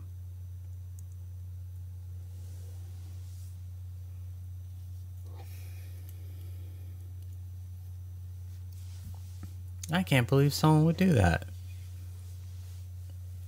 I just watched Gremlins. Obviously, you guys wouldn't know because it's an episode of the podcast. And that lady, the character was telling her story that her father came down in the chimney, broke his neck, trying to surprise the kids to pretend to be Santa. But he died. And then they end up, not knowing where he was for days. And then they smelt his body decaying. And they discovered him dead in the chimney. And I would assume after that, the family did not want to stay in that house anymore.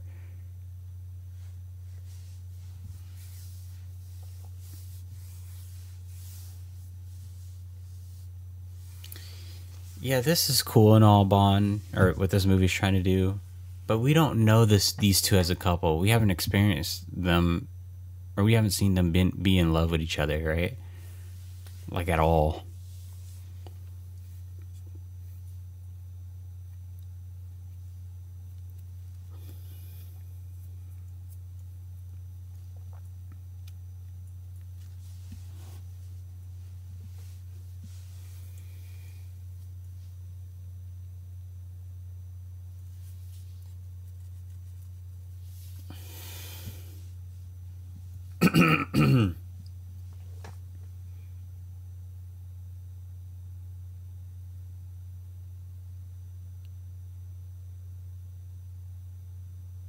And you have a kid living here too? Where the incident happened? Ugh, you're so sick. Ooh, a Slinky.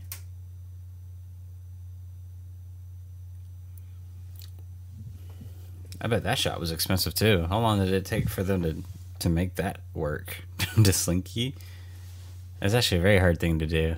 I had a Slinky growing up, and I could never make it do that. Maybe I had one of those cheap ones. It was like all plastic. It was horrible. now that I think about it, it was horrible.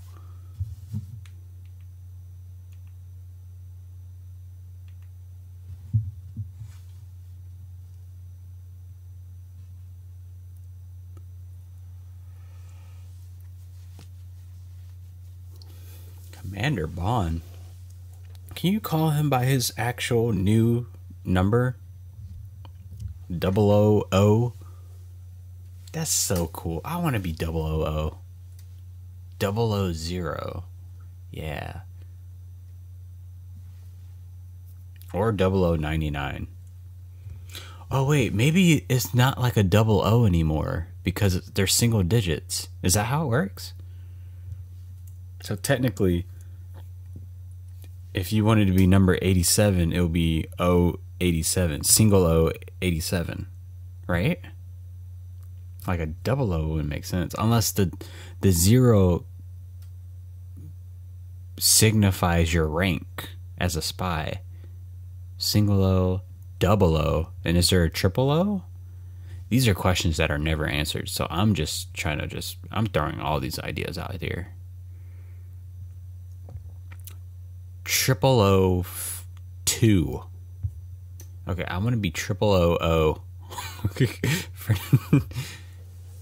For now on, my name isn't Carlin. It's triple O O.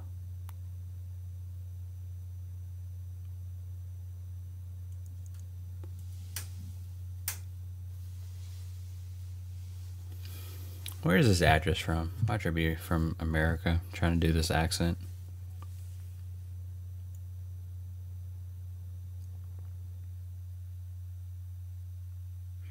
No, there's no way she's American. Not with that last name. Oh, she could. Hold on. Oh, she's from Paris. Nice. She's French. But where was she raised?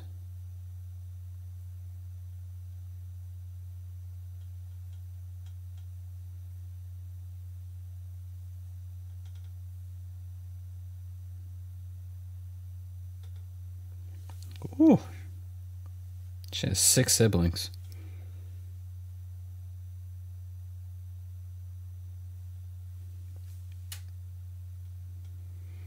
Okay, so she grew up in Paris. That's nice.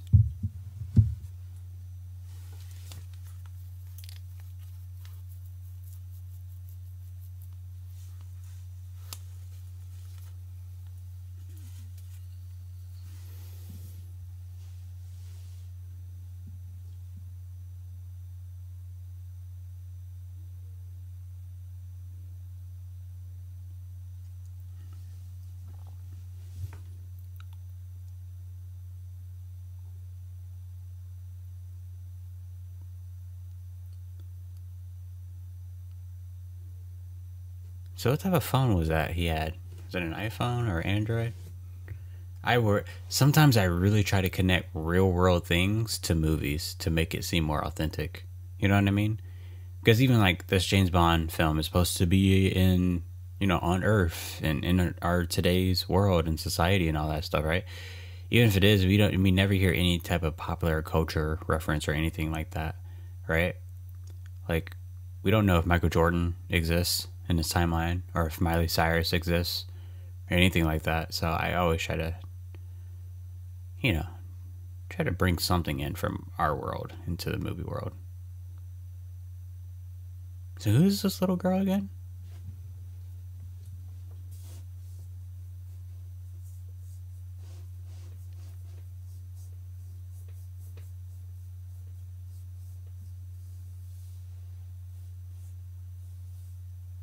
A Nokia? That's not an iPhone.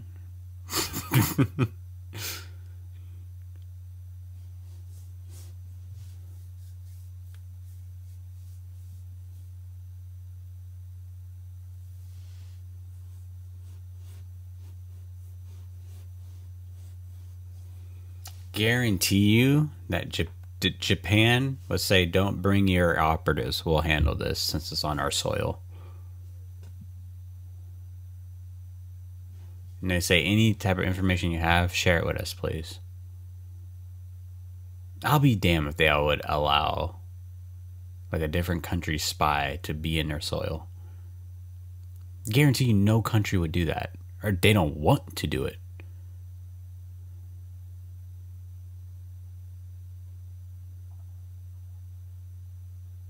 What?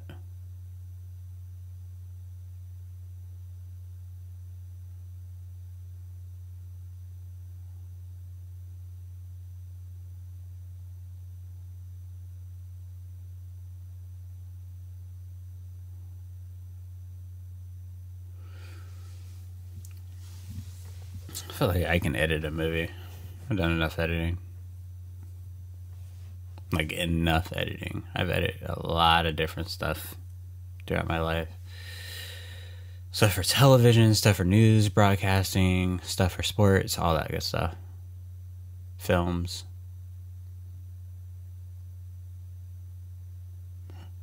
You have to take this bridge every day?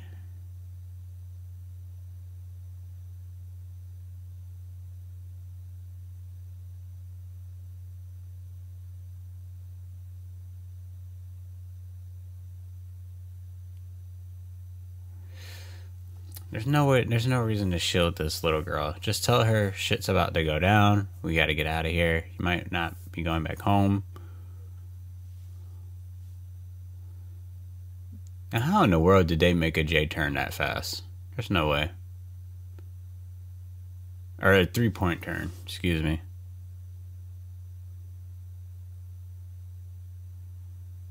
Then they caught up to him.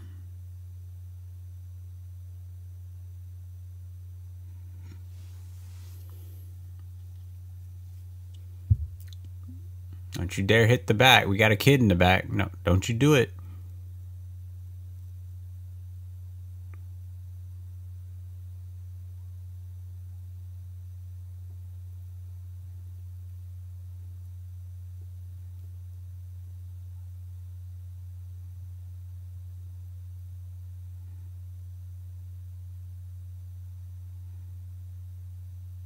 All he has to do is stop.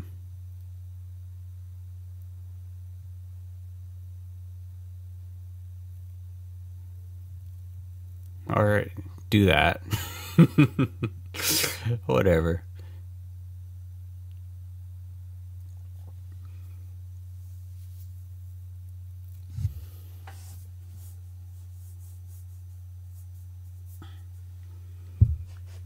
Yeah, good luck trying to lose a helicopter. What in the hell? I don't know what was more impressive.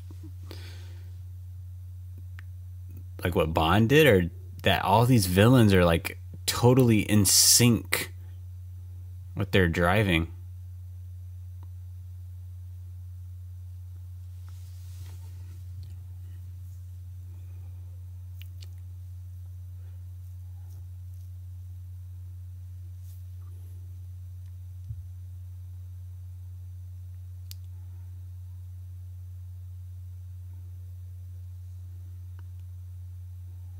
Okay, so I watched so much Burn Notice. Let me tell you what Michael Weston would do. He would say, when driving and you're being followed or you're, being chased or whatever, he would say, make sure you drive on a road where the opponent's car is not in the right terrain to handle. Right? So that's probably why they're off-road right now.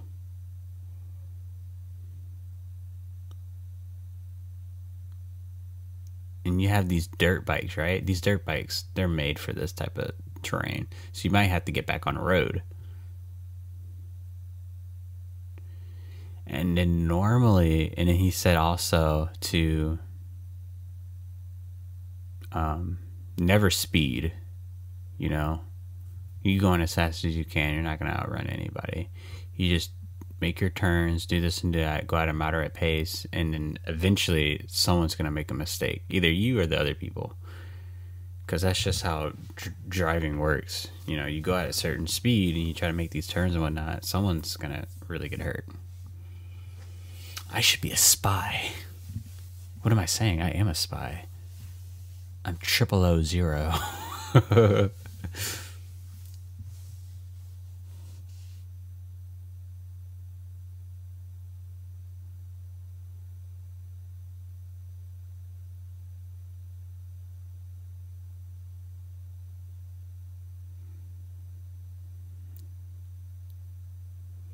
All right, let's get on that bike.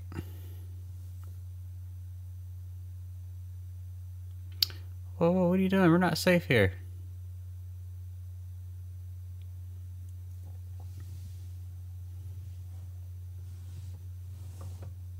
Unless it's me. Yeah, duh. Unless it's me. Yeah, that goes without saying.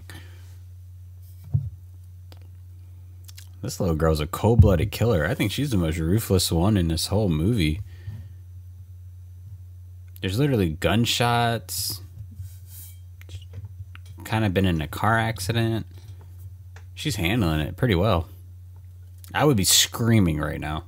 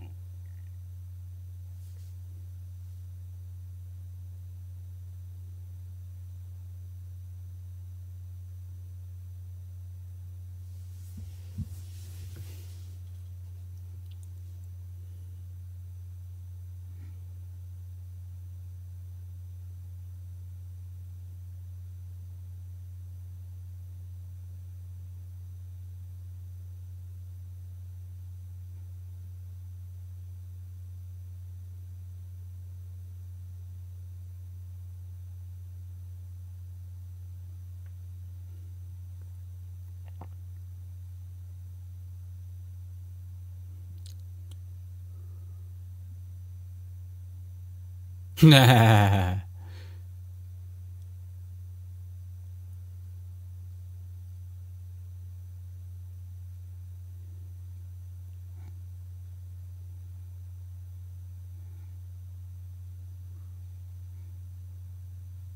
Jesus Christ.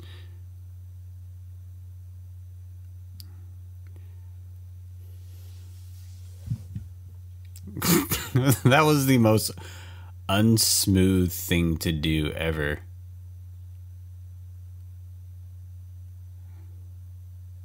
That's probably what I would do as a spy. Come on, let's go get him. Car just flips over.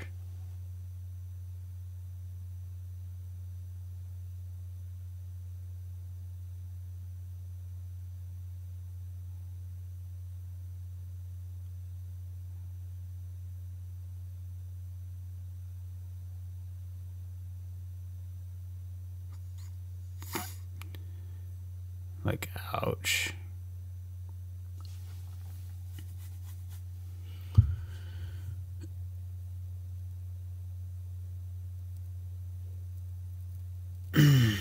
Who is this guy? I don't know who he is still.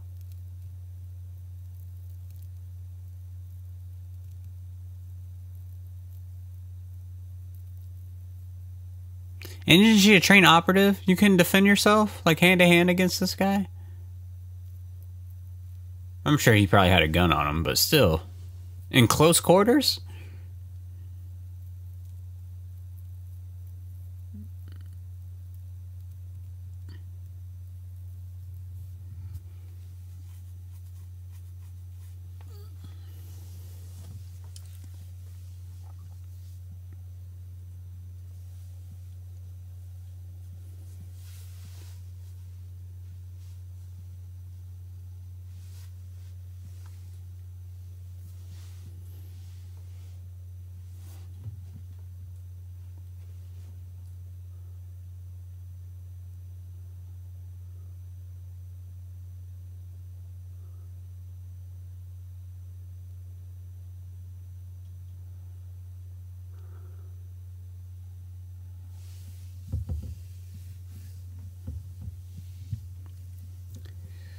Um, 51 minutes left in this movie. Well, you know. I guess I still have more time, but I thought that the black 00 would have a little bit more, I thought she was going to have, like, more of a role. She's totally the side character in this. This is still about 00 Bond.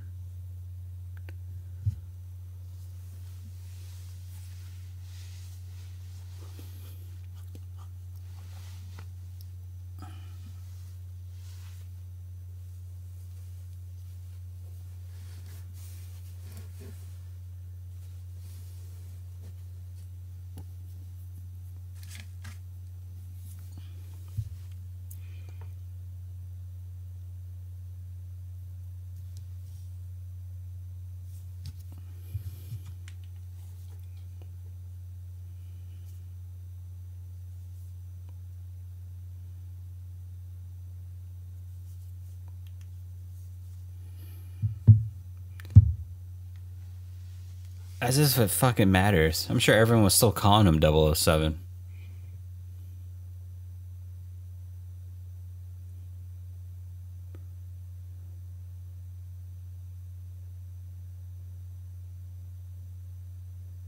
Cool.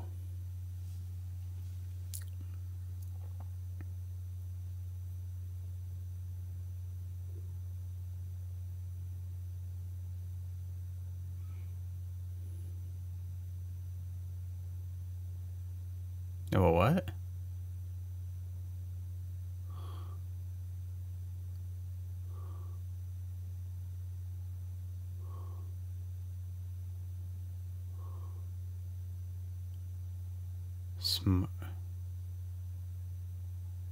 Oh, they about to get the booster shot.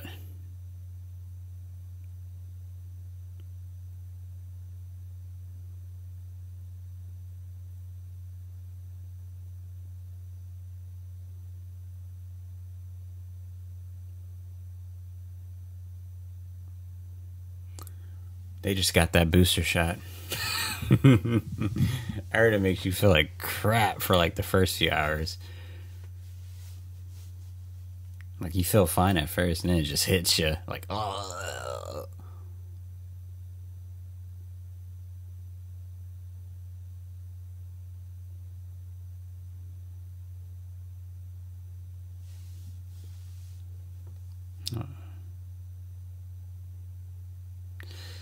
I just want to know, where did these villains come from, right? Like, where did you get your wealth? Like, what companies do you own that you have this wealth,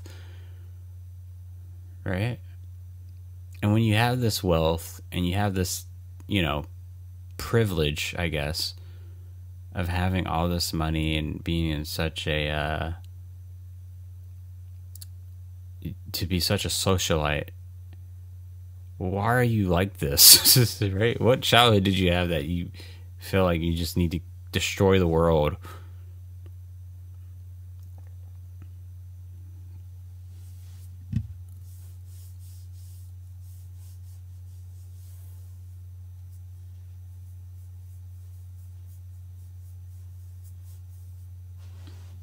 This is weird.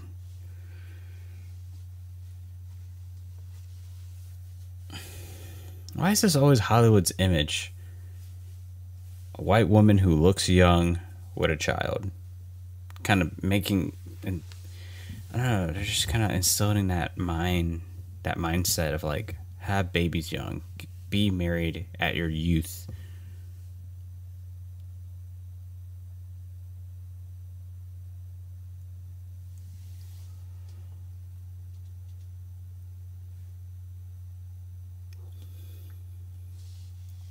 Yeah, she's like, who the fuck is this guy? She is so calm. Why is that little girl so calm?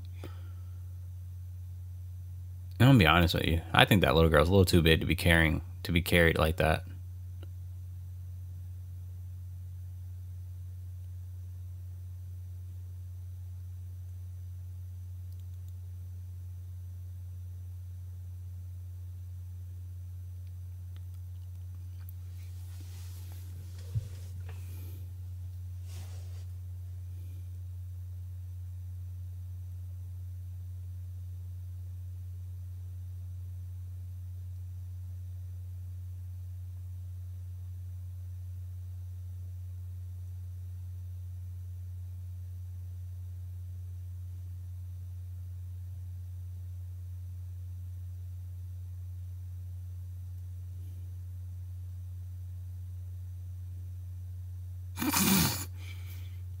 This guy sounds like the worst Tinder date ever.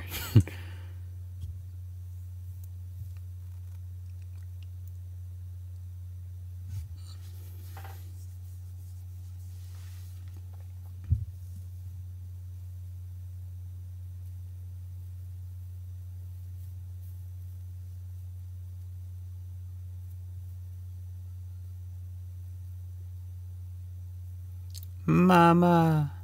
Wait, mom? Whose child is that?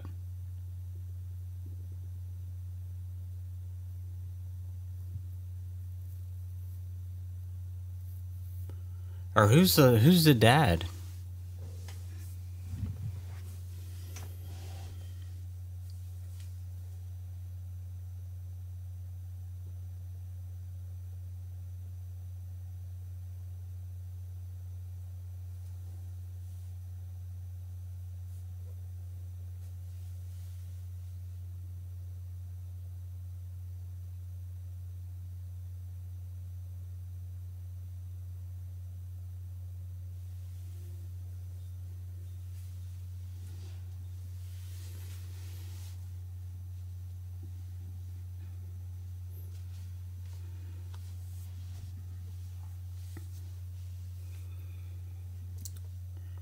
What I don't understand, if we know where they are, why aren't we like calling in every country to help us? The world is in peril.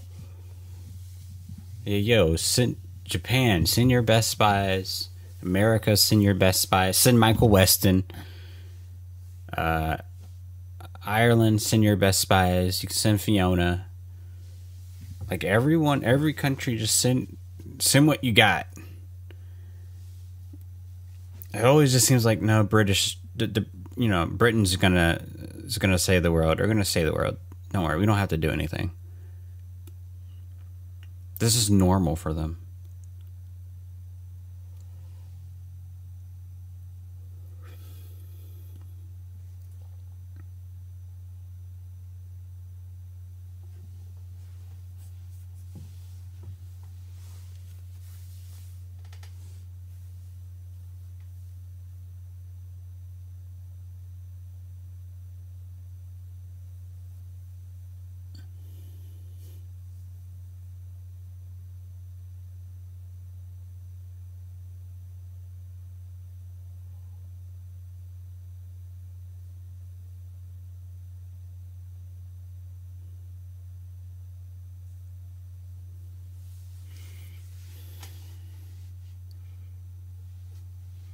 Q, I have a tip for you, or I have a project for you.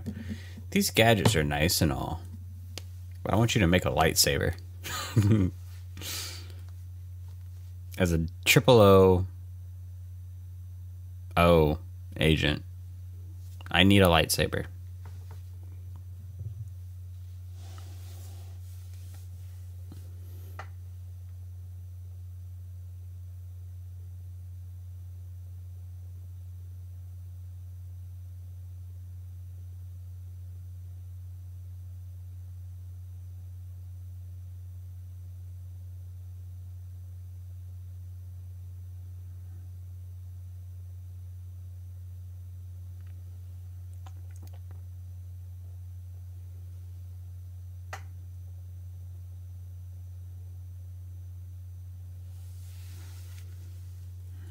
Took his ass out.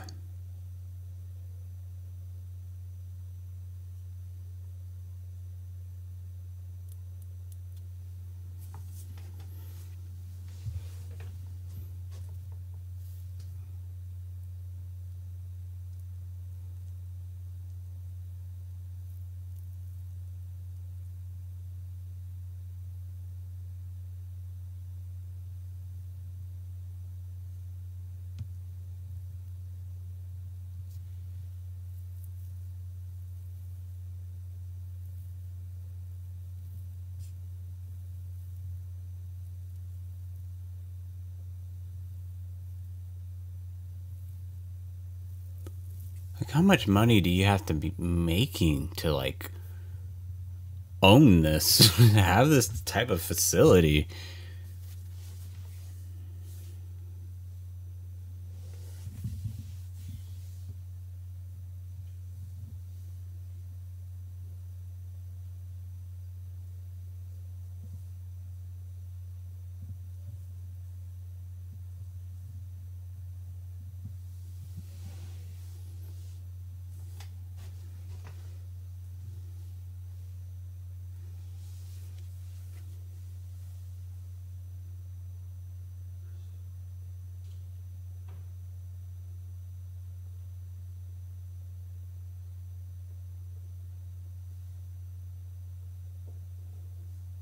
To date him.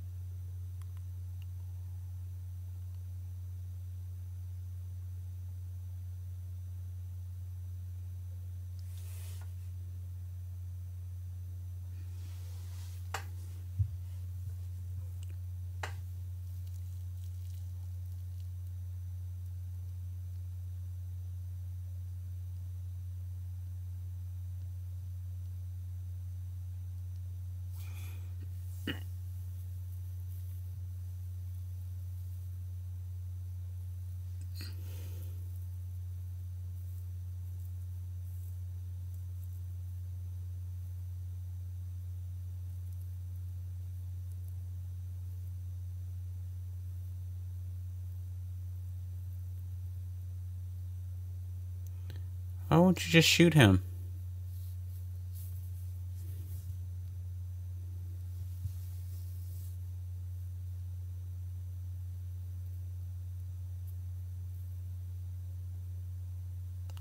Told you to shoot him.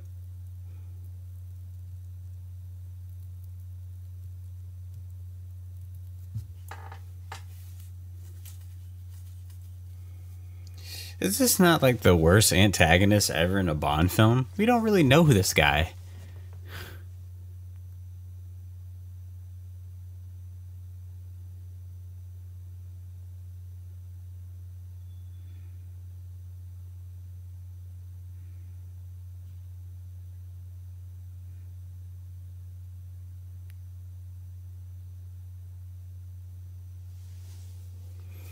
Right? We don't know this guy. We don't even know what he's capable of, besides like having money, clearly.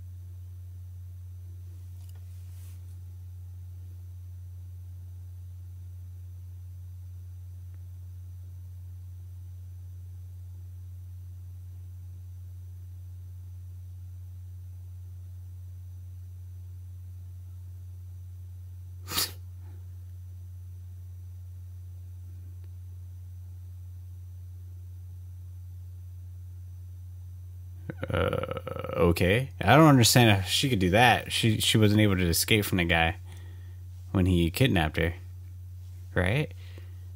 Because I don't want to hear it. Because when you're in such close proximity, and I'm sure she's been trained, that I don't care if that guy had like a handgun on him or not. You should be able to do something.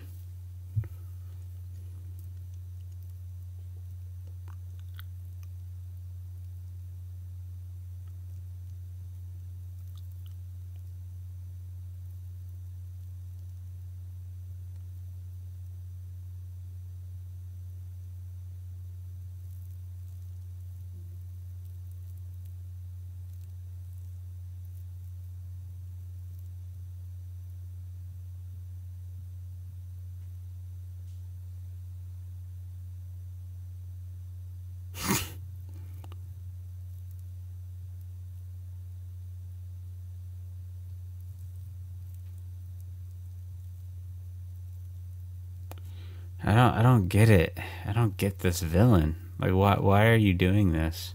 I'm sure he's about to tell. And let's judge if it's like such a master diabolical plan.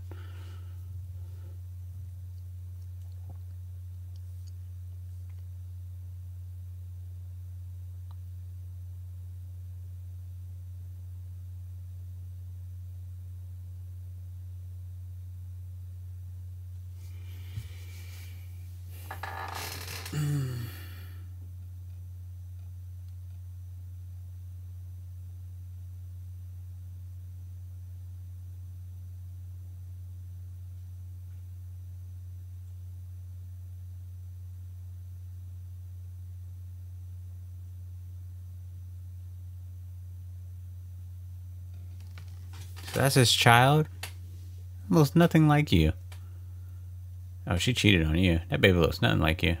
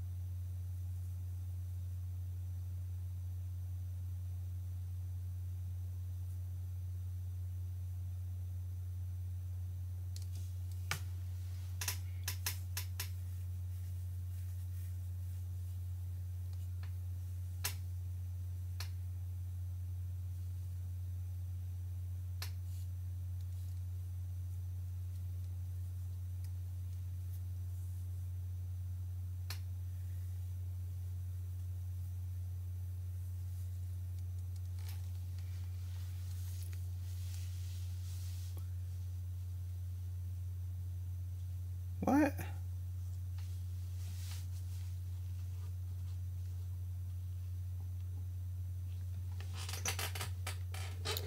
That doesn't mean he's God, though, or he's trying to play God.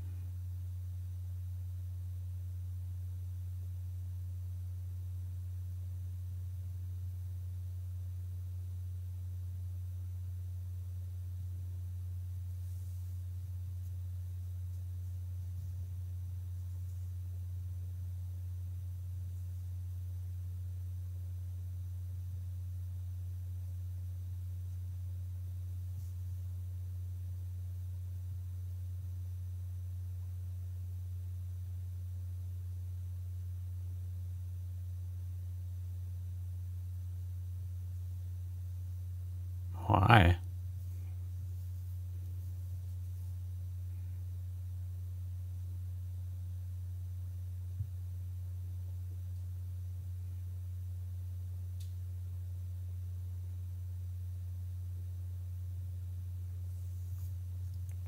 Am I the only one that feels like that little girl looks nothing like him?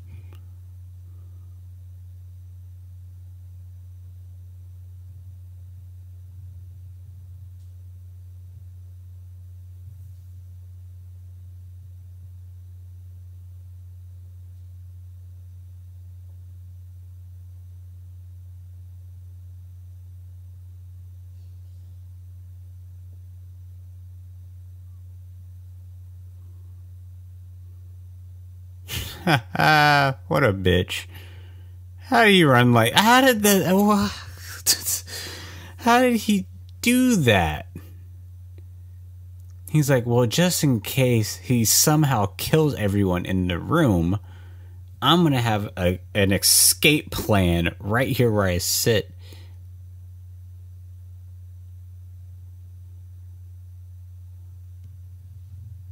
Like, it makes no sense.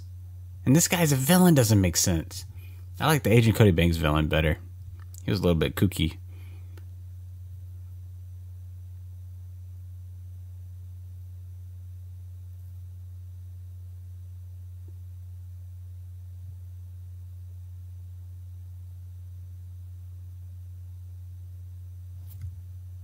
What?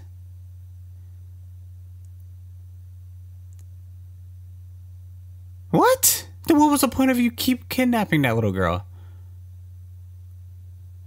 This villain's stupid. Anyone would make a better villain than this guy.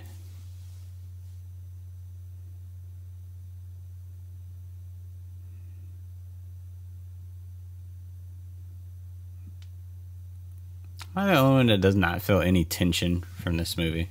This final 30 minutes. I can't wait to score this. I can't wait. But obviously, you know the theme of this podcast. I find appreciation for these films. Excuse me. Films I do not care for.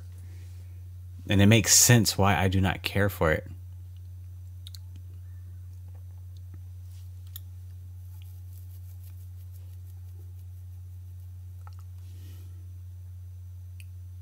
Ugh.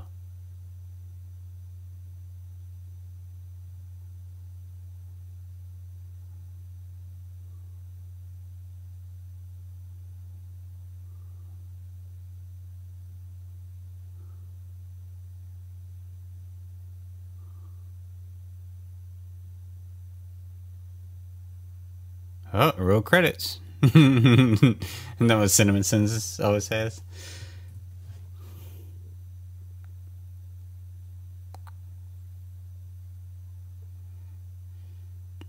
Plot armor is so strong in these people.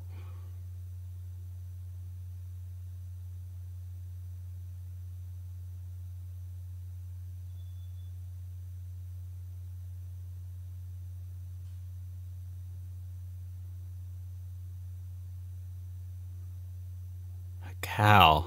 They're like, how is this little girl? They probably think she's some type of mega spy, like with such potential. Like, no, he just let her go. Like, she probably pick handcuffs or she killed a man. No, he just randomly let her go.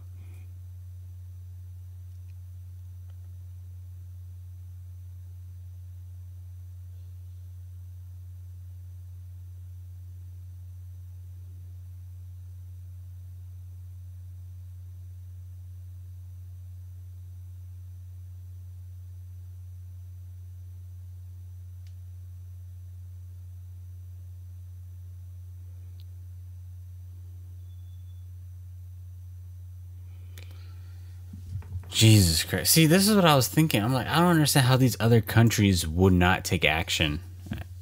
Just tell them the truth. They probably want to help. It affects everyone.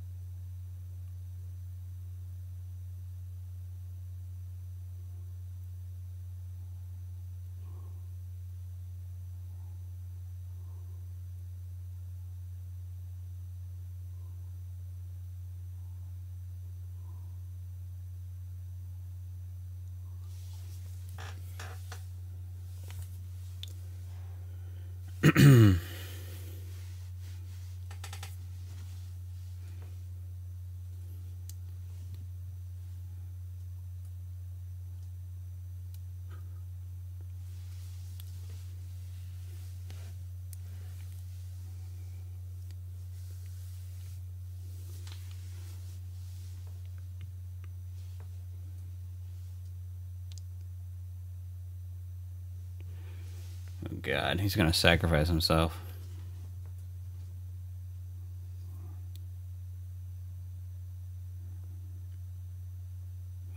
You know, normally in movies you'll say, hey, we don't have time for this. But if you're about to sacrifice yourself, you got all the time in the world.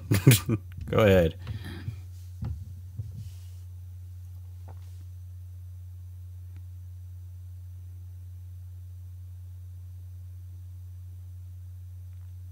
Is that a gun? Was that a PP7? That would be so cool. Did he knew he has a daughter?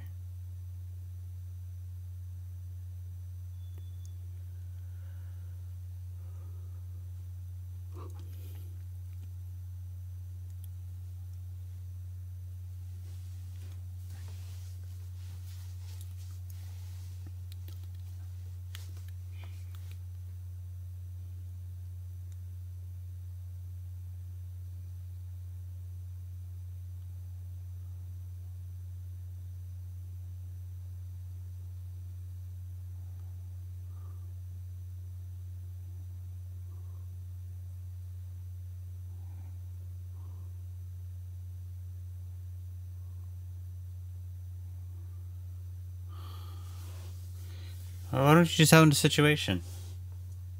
Like, millions are gonna die.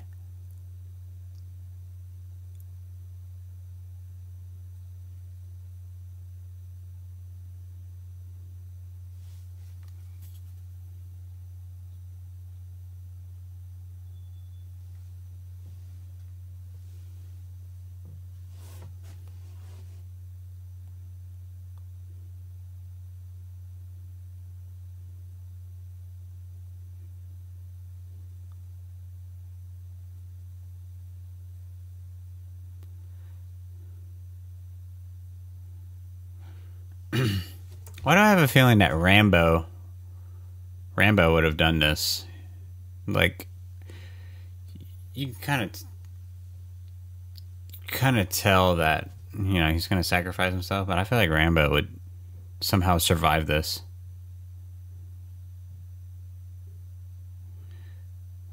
I guess that shot was a little homage, or a paid homage to the classic 007 intro or whatever.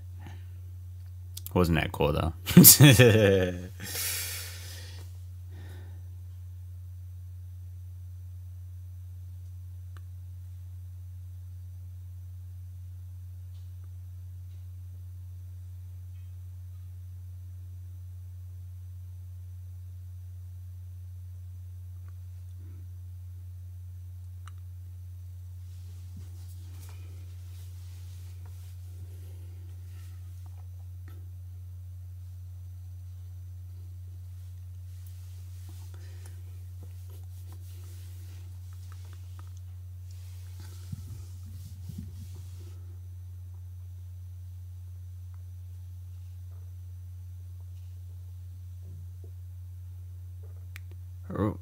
Were those like flashbang grenades or like actual grenades? Whatever. It doesn't matter. It doesn't matter. The plot armor is strong in this one.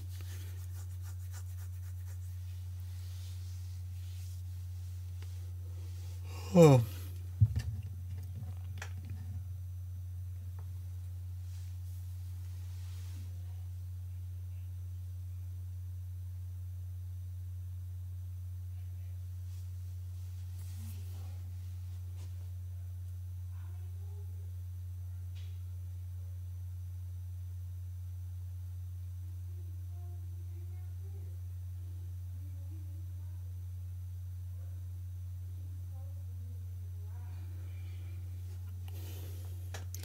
Am I so desensitized towards like action movies to the point where like really good action movies to the point where like um I feel like the action in this film is very mid, you know? It's nothing like that was like, whoa, that was freaking cool, right? It's just like, you know, it's just action scenes.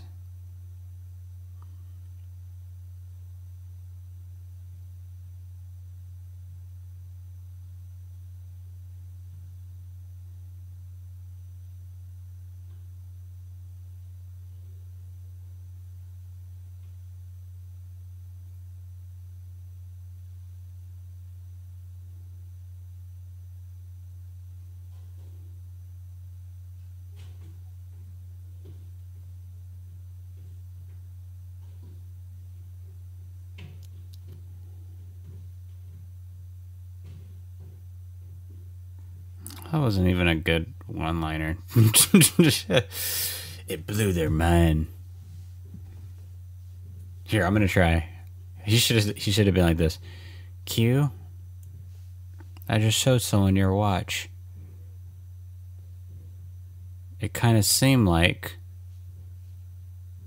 they had an eye on it. No, that wasn't good either. How about he should. Oh yeah, he should have been like this. Q, I just showed someone your watch. He couldn't keep his eyes off of it. He should have said that. Why am I making better one-liners than James Bond? Come on, what's going on here?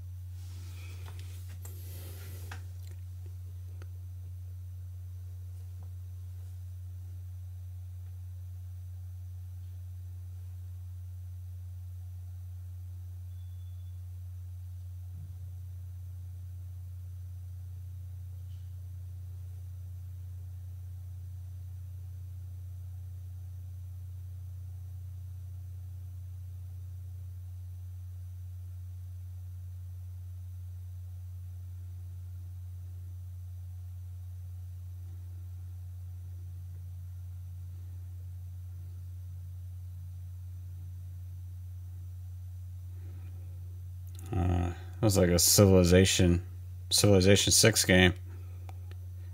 I've been doing nothing but playing that. It's amazing.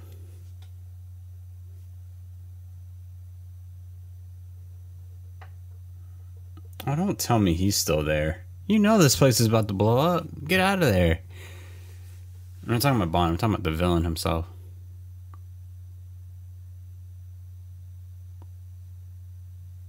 Oh, never mind.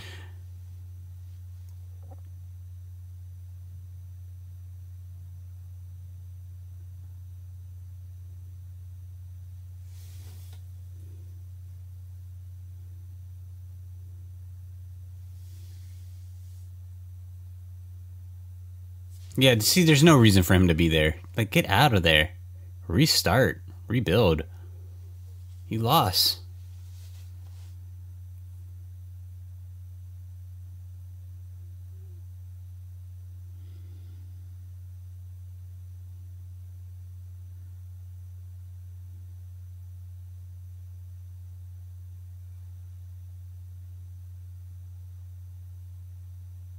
Snap his arm off, Bond.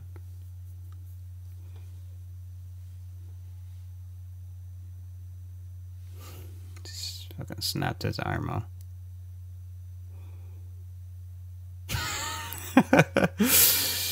His arm just got snapped in half. And he's barely making any type of a... He's not even screaming.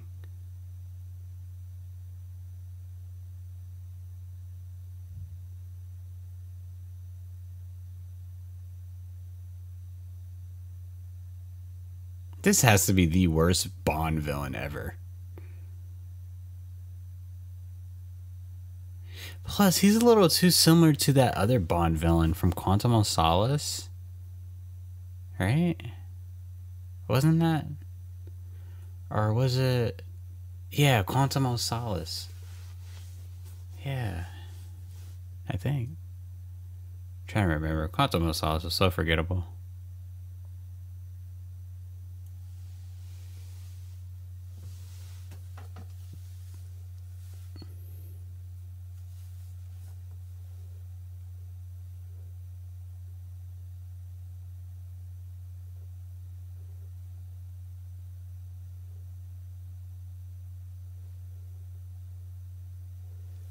Maybe do it. Shut up and take responsibility for your own actions.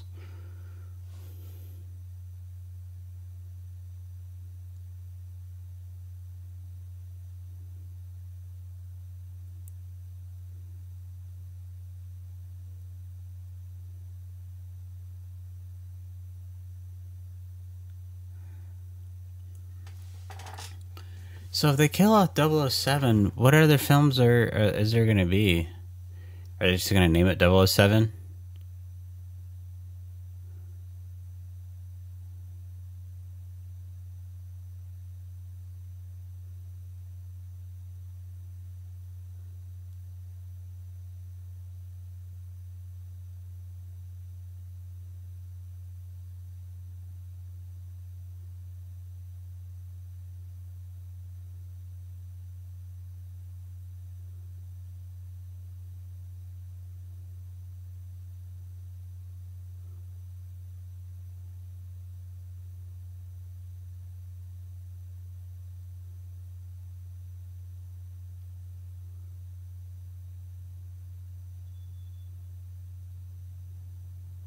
I don't understand how that villain did not leave.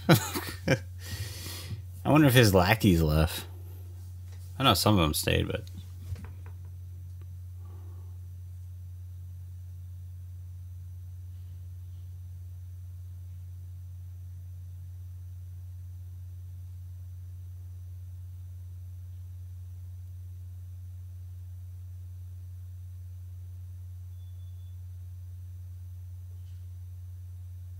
That's true. You kind of do have to die if it's forever in you. Then you yourself will be a weapon. I wanted to say that in a cool movie voice type way.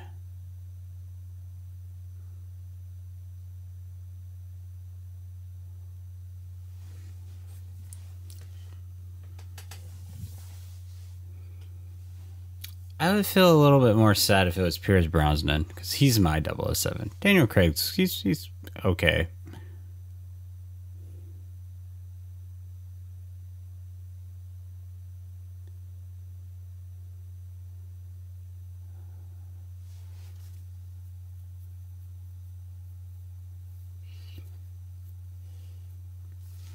This is the coldest little girl I have ever seen in a movie.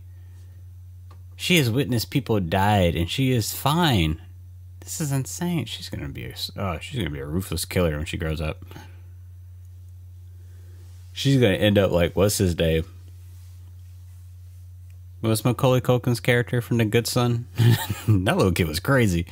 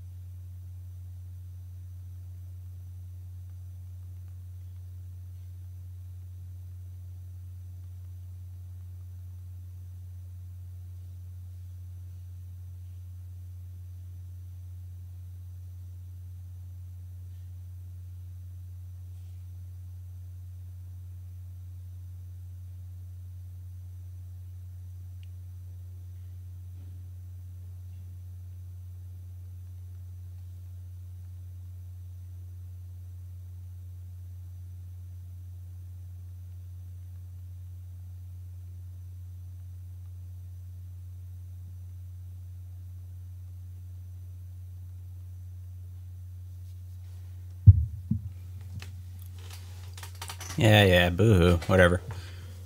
I'm sorry. We just didn't get enough time to see these two as a couple. We didn't know that they have a kid. She does not have your eyes. That is not your child, by the way.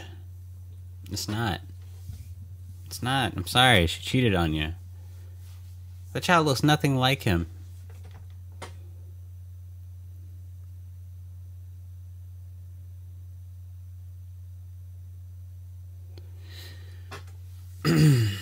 And this is not what, like, James Bond's not supposed to die. Watch him survive. He'll be in the next movie. That would be crazy, right? But anyway, I don't know. That stuff's weird.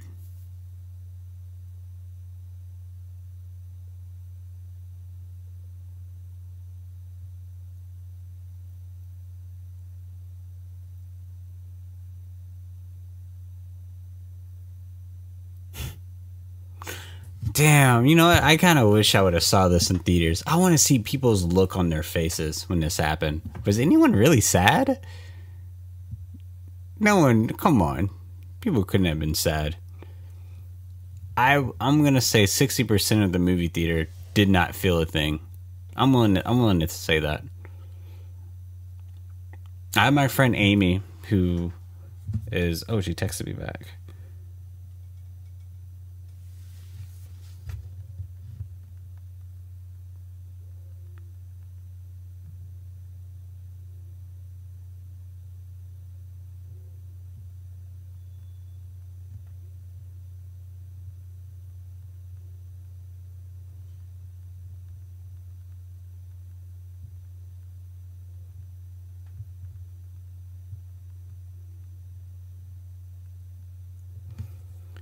She texted me. I was just texting her because she saw it like a long time ago. She saw it when it was in theaters, and she was in my Gremlins review or review watch through, I guess. And I have another episode coming out. I guess I'll release it next week. We watched The Day Trippers, which is on HBO Max.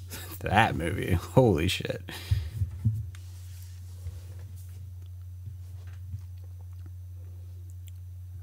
What is this? Y'all didn't do this for Felix. No one gave a toast to Felix. I'll be damned. It's just like that shit. They're always trying to have a white man save the day. Whatever. Felix was the real hero.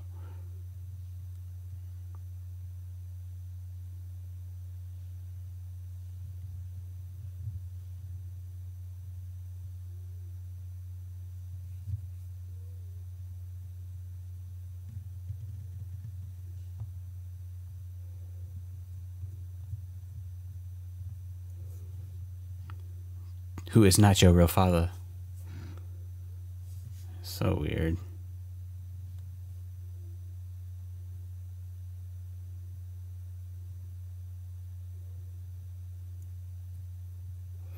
All right, that's the movie. That is the that's it.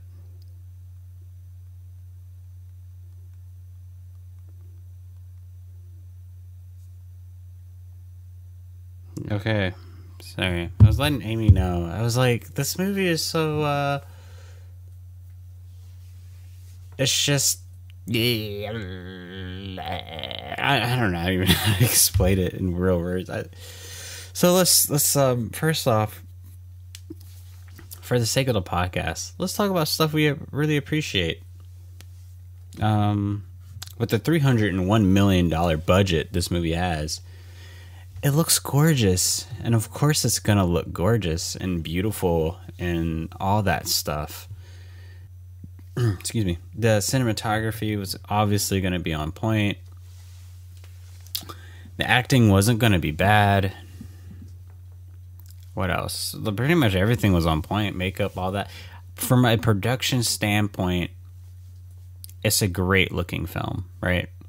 Great looking film. Another thing to appreciate too is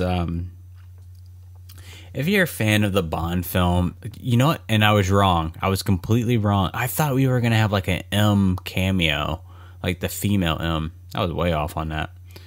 I just thought that would have made sense, especially if this is like technically Bond's last film. Because don't tell me if I'm wrong. I don't think James Bond is supposed to die in his own stuff. Right? Of all the novels there are and movies and all that good stuff, especially the novels, like that's not how it's supposed to be, and that's not really what the stories are for. Because the James Bond novels are supposed to be this fun adventure, totally not as believable, adventure of James Bond that, kind of like a TV show. Like, oh, all this crazy stuff happens, but by the next episode, everything's back to normal. And then it all, happens again. So, with all that said, the next appreciation leads to, if you're a fan of the James Bond films, it is nice to see the same characters from the previous films in this one, especially from the Daniel Craig saga. So seeing Felix, seeing the other black girl, not the 007 black girl, but the other black girl with curly hair, and Q, and then the new M, like seeing those faces, because they're just familiar faces and they're a big part of the saga in a sense. It's good to see them because it's kind of, like, okay, this is a James Bond film. We got the characters back. We have a new story. We have this and that. If you're a real big fan of the Bond films, then I guess there's no reason why you wouldn't watch this. Just see, you know, another adventure, I guess. Depending on how you might like or hate this ending, because I'm pretty sure no one was expecting Bond to die. But, yeah. Is there another appreciation? I don't know. I don't think I can name another appreciation. But yeah, that's what I'm appreciative for this film, and things that I think, you know, it's awesome to look at just because the lighting is pretty beautiful and all that good stuff. And shout out to the makeup department too, making these actors look younger than what they actually are. That's always fun to see. So let's talk about the movie as a whole. And this is really what I want to get into, the real nitty gritty stuff. 007, A Time to Die. No Time to Die. Why do I keep messing that up? 007, No Time to Die. This movie, I shit you not, is Agent Cody Banks, the first one. Only swap out Agent Cody Banks and you put 007. I feel like this is a 007 what is it called? Fan fiction. This is someone who just literally watched they filmed this in Canada, Quebec. Nice. This is totally a 007 fan fiction that someone wrote immediately after they got done watching Agent Cody Banks, or they're just reminiscing from it. That's crazy. There's no end credits or no, like, you know, special thing that happens at the very end. No. Wow. So I guess he is dead then. Oh wait, it says James Bond will return. How? He's dead. Oh no, we're gonna get prequels. Oh, there's nothing worse than prequels. There's only been a few prequels out there in the world that actually are good, but I digress. Anyway, this is Agent Cody Banks, only if it was done by, I don't know, a really big time director with a lot of freaking money. Because obviously the Agent Cody Banks movies were just for kids. They were kid films in a grand sense of things, and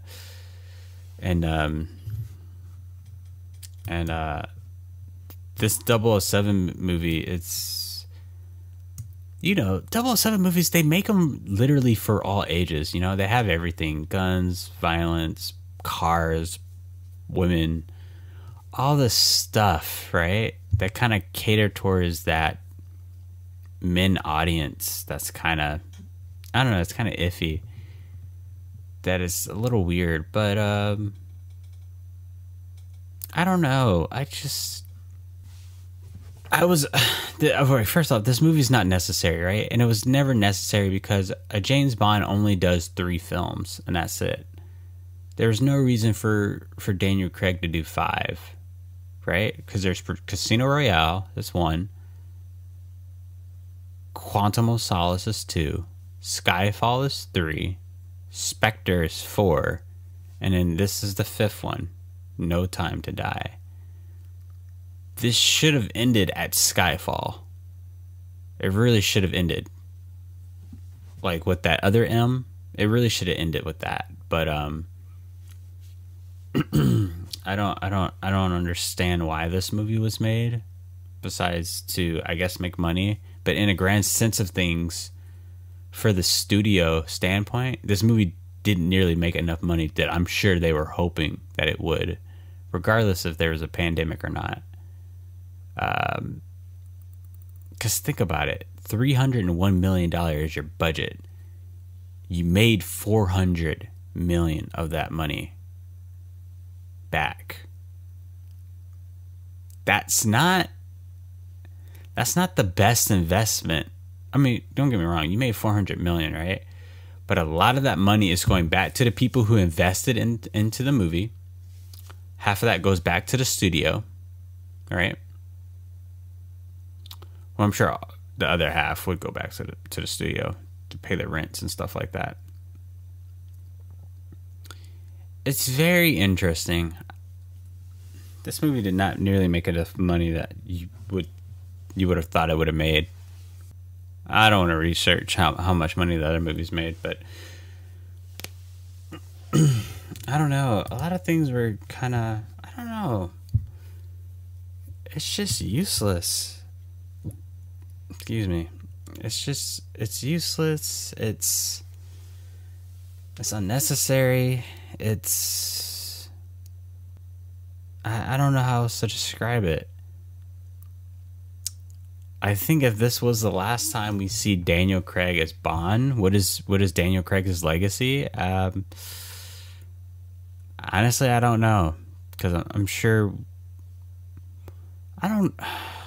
This is so tough. This is so tough to think about, because Daniel Craig is James Bond. He was just, he wasn't bad at all, but whoever your favorite James Bond is, it usually has to do with whatever generation you literally grew up watching James Bond. And even then, there's a lot of people that don't like the James Bond films for the X amount of reasons that I've already named. And I felt like this film was trying to pay homage to a traditional James Bond film and add all those things.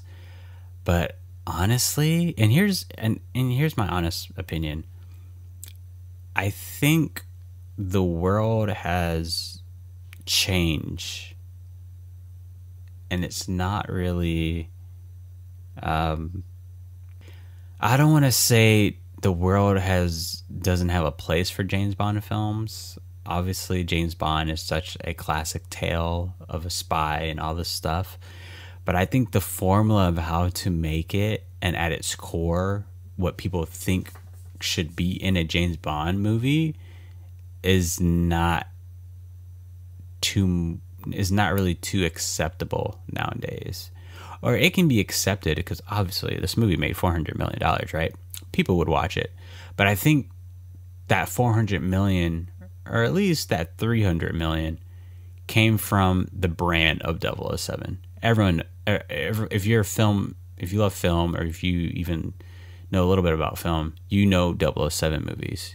You know the books, you know the games, and all that stuff. So when you're going to go watch a movie for the weekend, you're going to, that could be a potential watch for you. You're like, oh, okay, let's go see a 007, because of what it stands for, or not what it stands for, with just the brand, the name of it, right? Now, what the movies actually give you, the substance that lies in between the dialogue, the films, and the characters, all that stuff, I think is completely empty for 2021. I don't think this movie, and not to say it doesn't have substance, there's obviously something there that someone can get from it, but I just don't believe James Bond is... Let me tell you what it is.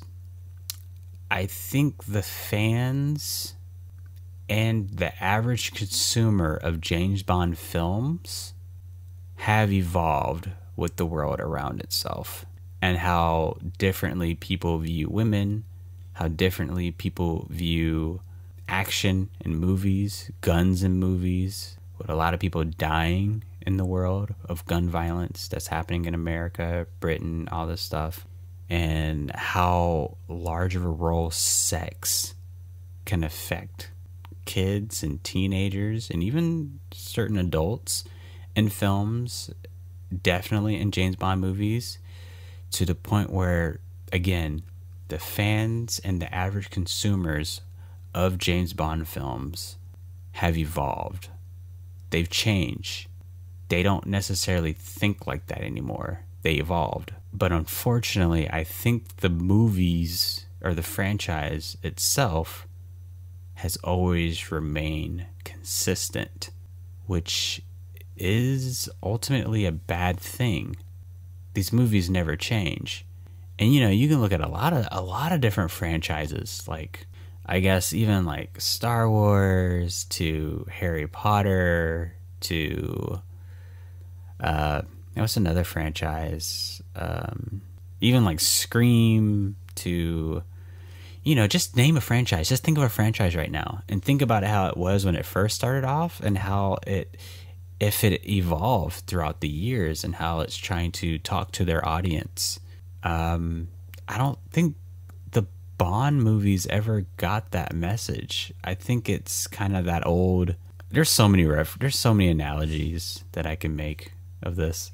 I think the easiest one is I think James Bond films are like hockey, and I think hockey fans are really dumb. And I am a hockey fan, a newly hockey fan. And I think hockey fans, they want to see fighting in hockey games. They want to see this, they want to see that, where at a point, hockey has never really grown in popularity throughout the years because it still tries to hold on to those old traditional values that are very outdated, very barbaric, very obsolete. And ultimately, what those fans find love in those values, it's ultimately the thing that's holding hockey back into becoming a better culture than what it is. And I think that's what the James Bond movies are today.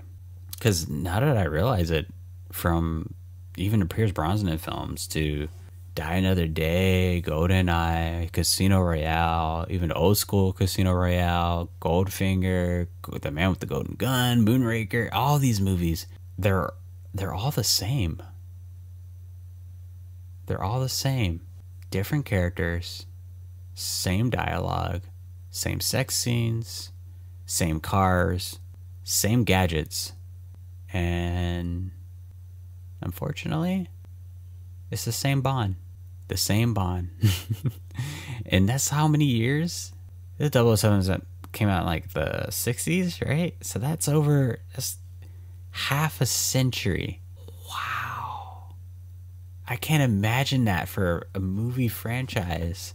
And we're just talking about the movies here. Let's not necessarily talk about the books, but a movie franchise of at least as half a century old that has never evolved to the culture around it, to the people around it.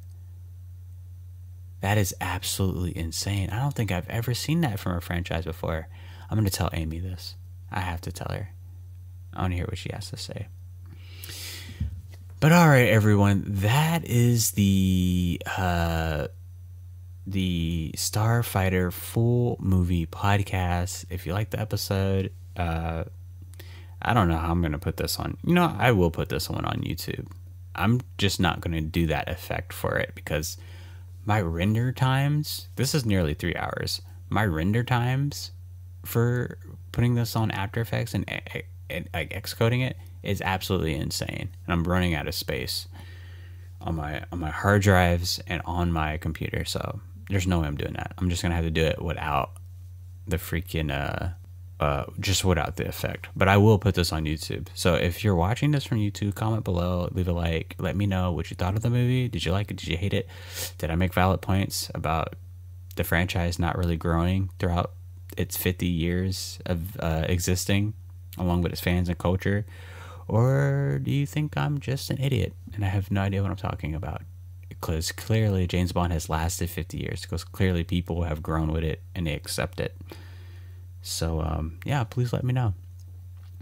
But, yeah, that is the podcast. So, I will see you on the next one. Until then, victory or death, Starfighters.